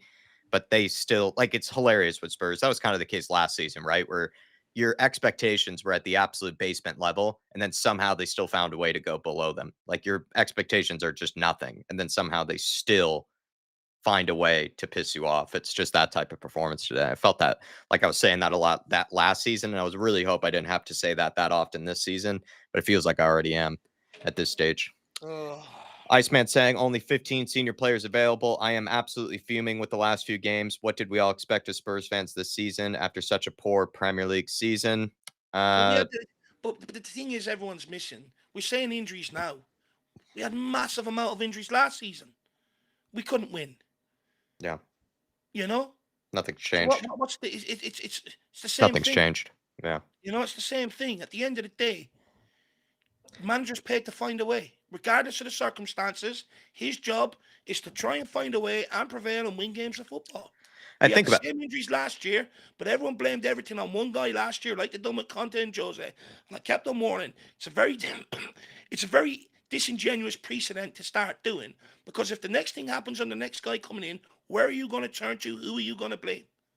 I think if anything, maybe this is being a bit dramatic, but if Solanke were available, if Madison were available, if Kulusevski were available, and we were still playing this terribly, I think Frank would be very close to being out the door, to be honest, at this stage, because the football really is just that terrible to watch. Like, I think he is, in a way, perhaps because it is a valid excuse to some extent. But if he did have more players available and we were still putting in performances like this, serious questions would be asked, about it, because I think it's almost at this point, it's kind of like Ange Postecoglou, where it's just kind of, it's being used as an excuse, but how long can that excuse really last? K32 saying Spurs players are scared shitless at home. I mean, they just have to step it up at home. I don't know what they expect. The fans get behind them. And then if they're just going to churn in crap performances like that, like, what do they expect the fan base to really do? G&D saying these tactics are absolutely embarrassing. Big up, G&D. Hopefully you're keeping well. I believe you're in Seattle. Big up to you, my man. They need to stop with the long throws. Just an absolute waste. Not a single goal has come from those. I think we've actually created some of our best chances this season, strangely enough, from long throws. It's probably what we have to resort to because we're just that bad, really. Like the thing is, I was saying before the game, The long throws and the set pieces in general this year isn't something to be criticised. Okay, it's something that we should be praising. How prolific and how efficient we can be from them. But then it sort of asks other questions. Okay, well, what are we doing from open play and stuff like that? And yeah, you look at it and go, stats suggest we have scored the most goals from open play. But that stats is heavily subsided by beating Burnley, by beating Leeds, teams that are down the very bottom.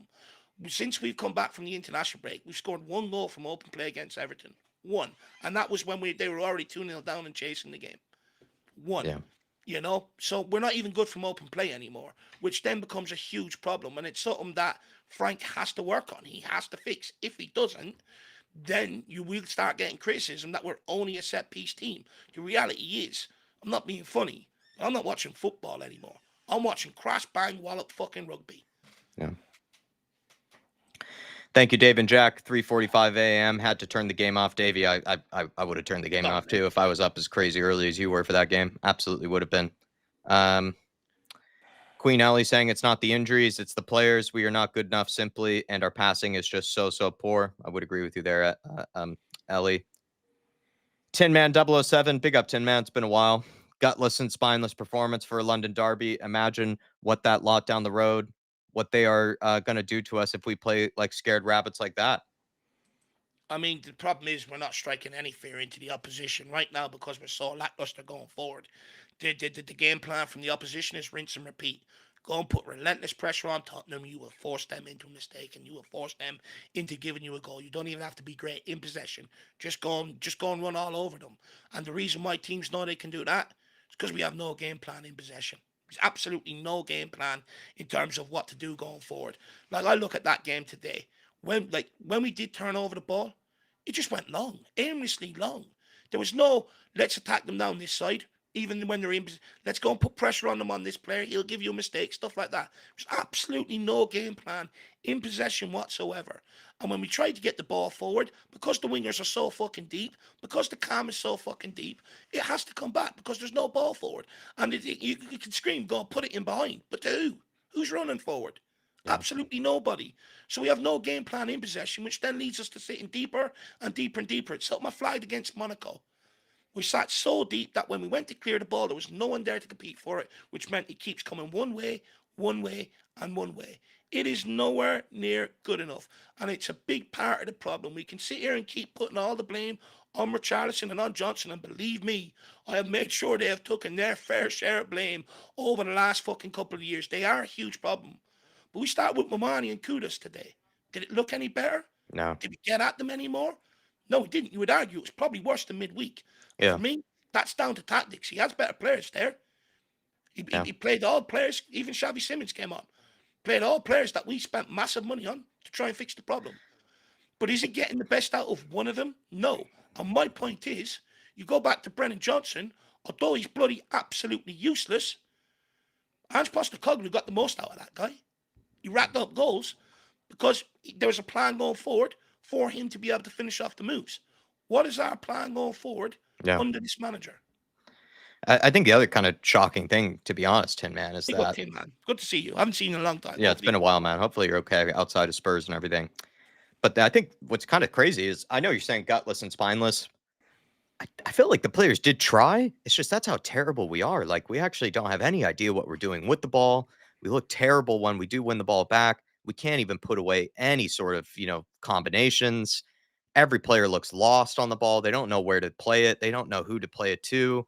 It really looked like a team that was trying, like was huffing and puffing, but they just have no idea what they're actually doing, out on the pitch. Yeah. I wouldn't really, unless you saw a different game, Dave, like that's kind of almost concerning in itself, right? Is like, it'd be convenient to be able to just blame it on lack of energy, lack of enthusiasm, not bringing the intensity. I did feel like there was intensity, like they did try. It's just, they really just have no idea what they're actually doing, which is that almost is in a way worse, or it's harder to solve that problem then. It would be easier just to say, yeah, they weren't trying out there, but I actually think they were. It's just we're that bad, really.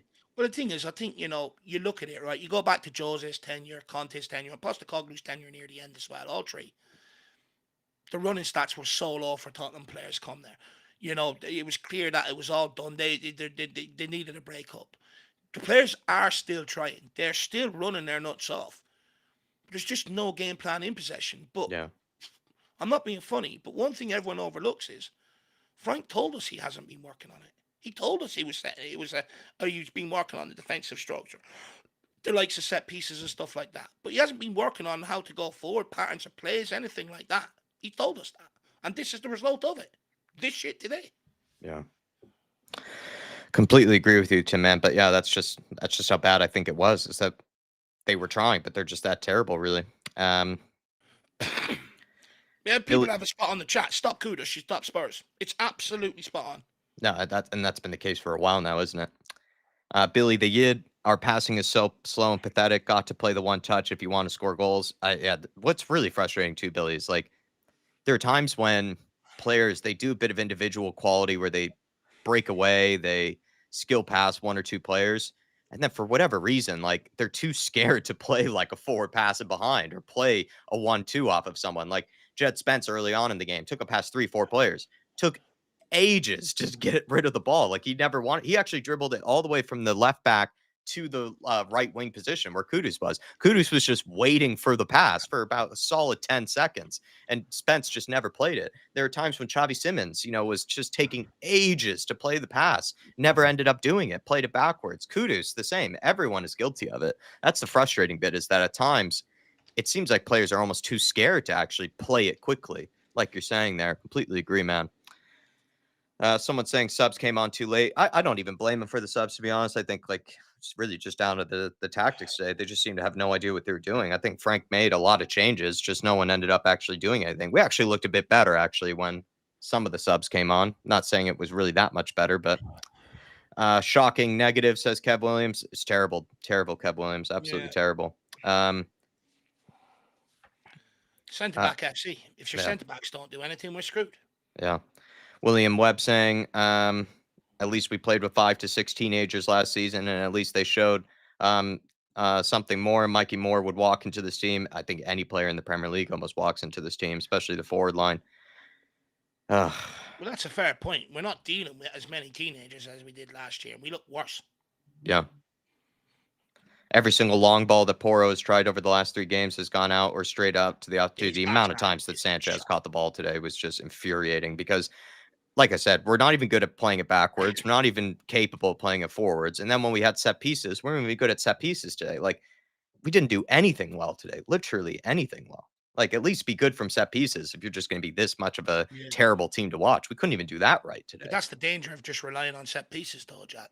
If teams find a way of defending against you, then you become no threat whatsoever. I mean, I don't even think we did make them defend them. We were just that poor every single time. The delivery was just straight into Sanchez. I just don't get it. Maybe it was down to the coach, but also like every single time it's just right easy for Sanchez to come out and catch. Well, that's where I think we needed to do something a little bit different today in terms of, we got a set piece coach, right? What's the point of having him if he's going to sit on the bench watching every single set piece do the same thing? The reality is, all of our set pieces this year, the majority of them have been put into the 6-yard box. Just no keeper has come to claim them. Sanchez had the balls to come and claim every single one today. And you will see more keepers do it to start neutralizing that threat.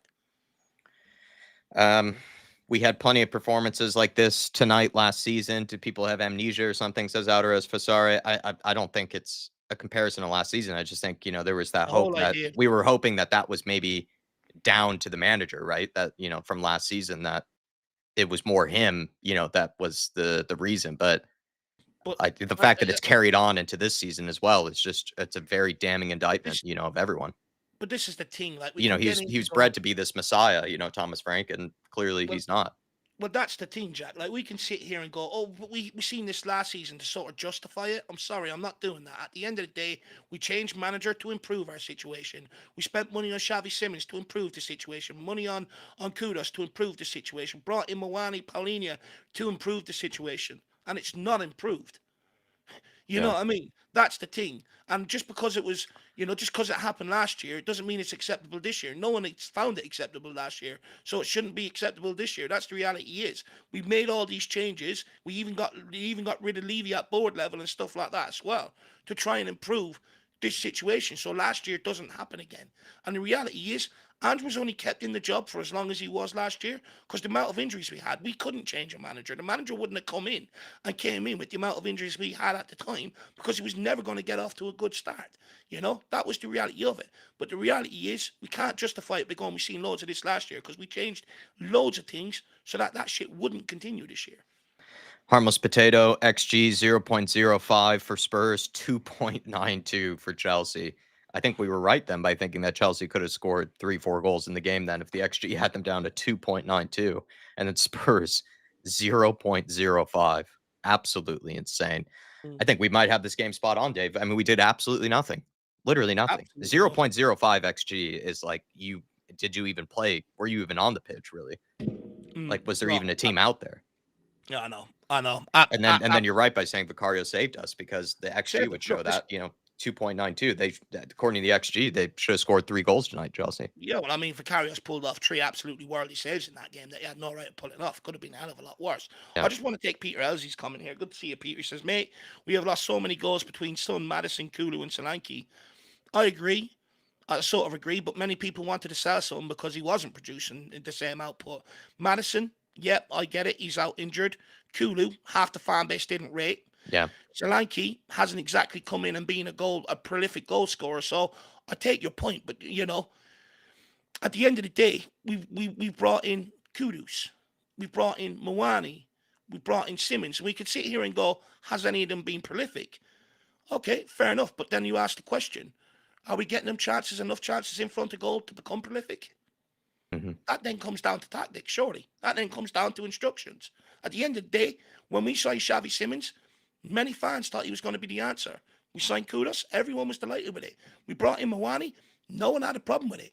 These are players that fans have watched at other clubs that have made massive impacts, that we brought them in here to have that similar impact. If they are not prolific, that's not down to the quality of the player because they've done it at other clubs. He has the excuse when it comes to Richarlison, Udebert, Tell, because the same question arises. Were they prolific at other clubs? No. So you can give him that pass. But some of these players have been. So then you do have to start asking questions of the manager and go, well, is he getting the best out of them? Case in point, Brendan Johnson is so limited. We're seeing that this season. Yeah. But Ange still got the best out of him. Ange still managed to get him to bag nearly 20 goals. So the question has to be asked, is he getting the best out of what we've brought in to alleviate the attacking problems? It's just also we have this habit, Peter, don't we, of chasing out our best players. We chased out Harry Kane, chased out Sonny, chased out Romero. More than half the fan base, it looked like, wanted Romero gone from the club. Kulusevski as well. We just have this habit of, I think, putting the blame on our best players than actually on the ones that just simply aren't good enough. We make excuses for the Johnsons, and whatnot of the world when, we've then been harder on the guys that actually are worth keeping, really. J-Max saying Levy gone, Ange gone, Deadwood is gone. What can the problem be? I wonder. To be fair, I think we still have plenty of Deadwood, but yeah, I do get where you're going with that, J-Mac. I do get where you're going. I mean, Dave, after reading that XG stat, I think I honestly just need to put my head in ice bucket of water, really, and just, like I said, I think I'm going to go on a long walk in the rain, just have it pelt my face, and just contemplate, like I said, life, really. This game was simply, I think, the worst that we've watched, just on just entertainment to any bit of positives, like nothing to take from this game other than negatives, really. It's unfortunate to say that too, because maybe even some of the other games where we played really poorly, like Bodo Glimt, you were kind of like, well, at least they showed the endeavor to come back in the game in the second half. They changed things around. Monaco, you would sort of say, Vicario, kind of saved his, self. He was under a lot of pressure, was able to potentially, sort of, recover his reputation. We actually did have a chance at the end of the game there that I think Brendan Johnson missed that we could have shithoused a win. We still got a draw from it. Like, we could have lost this 3-4-0 today. This is easily, I think, the worst performance of the season. Not sure what else to say. Honestly, it's one of them. I mean, we can sit here and moan and cry all day. Everyone is well aware of the problems now. Everyone's feeling shit about themselves. I'm not going to stay on any longer and tell you how much shit we are so that you can feel even more shit. At the end of the day, We didn't compete. We never looked like competing, never looked like even getting anything from this game.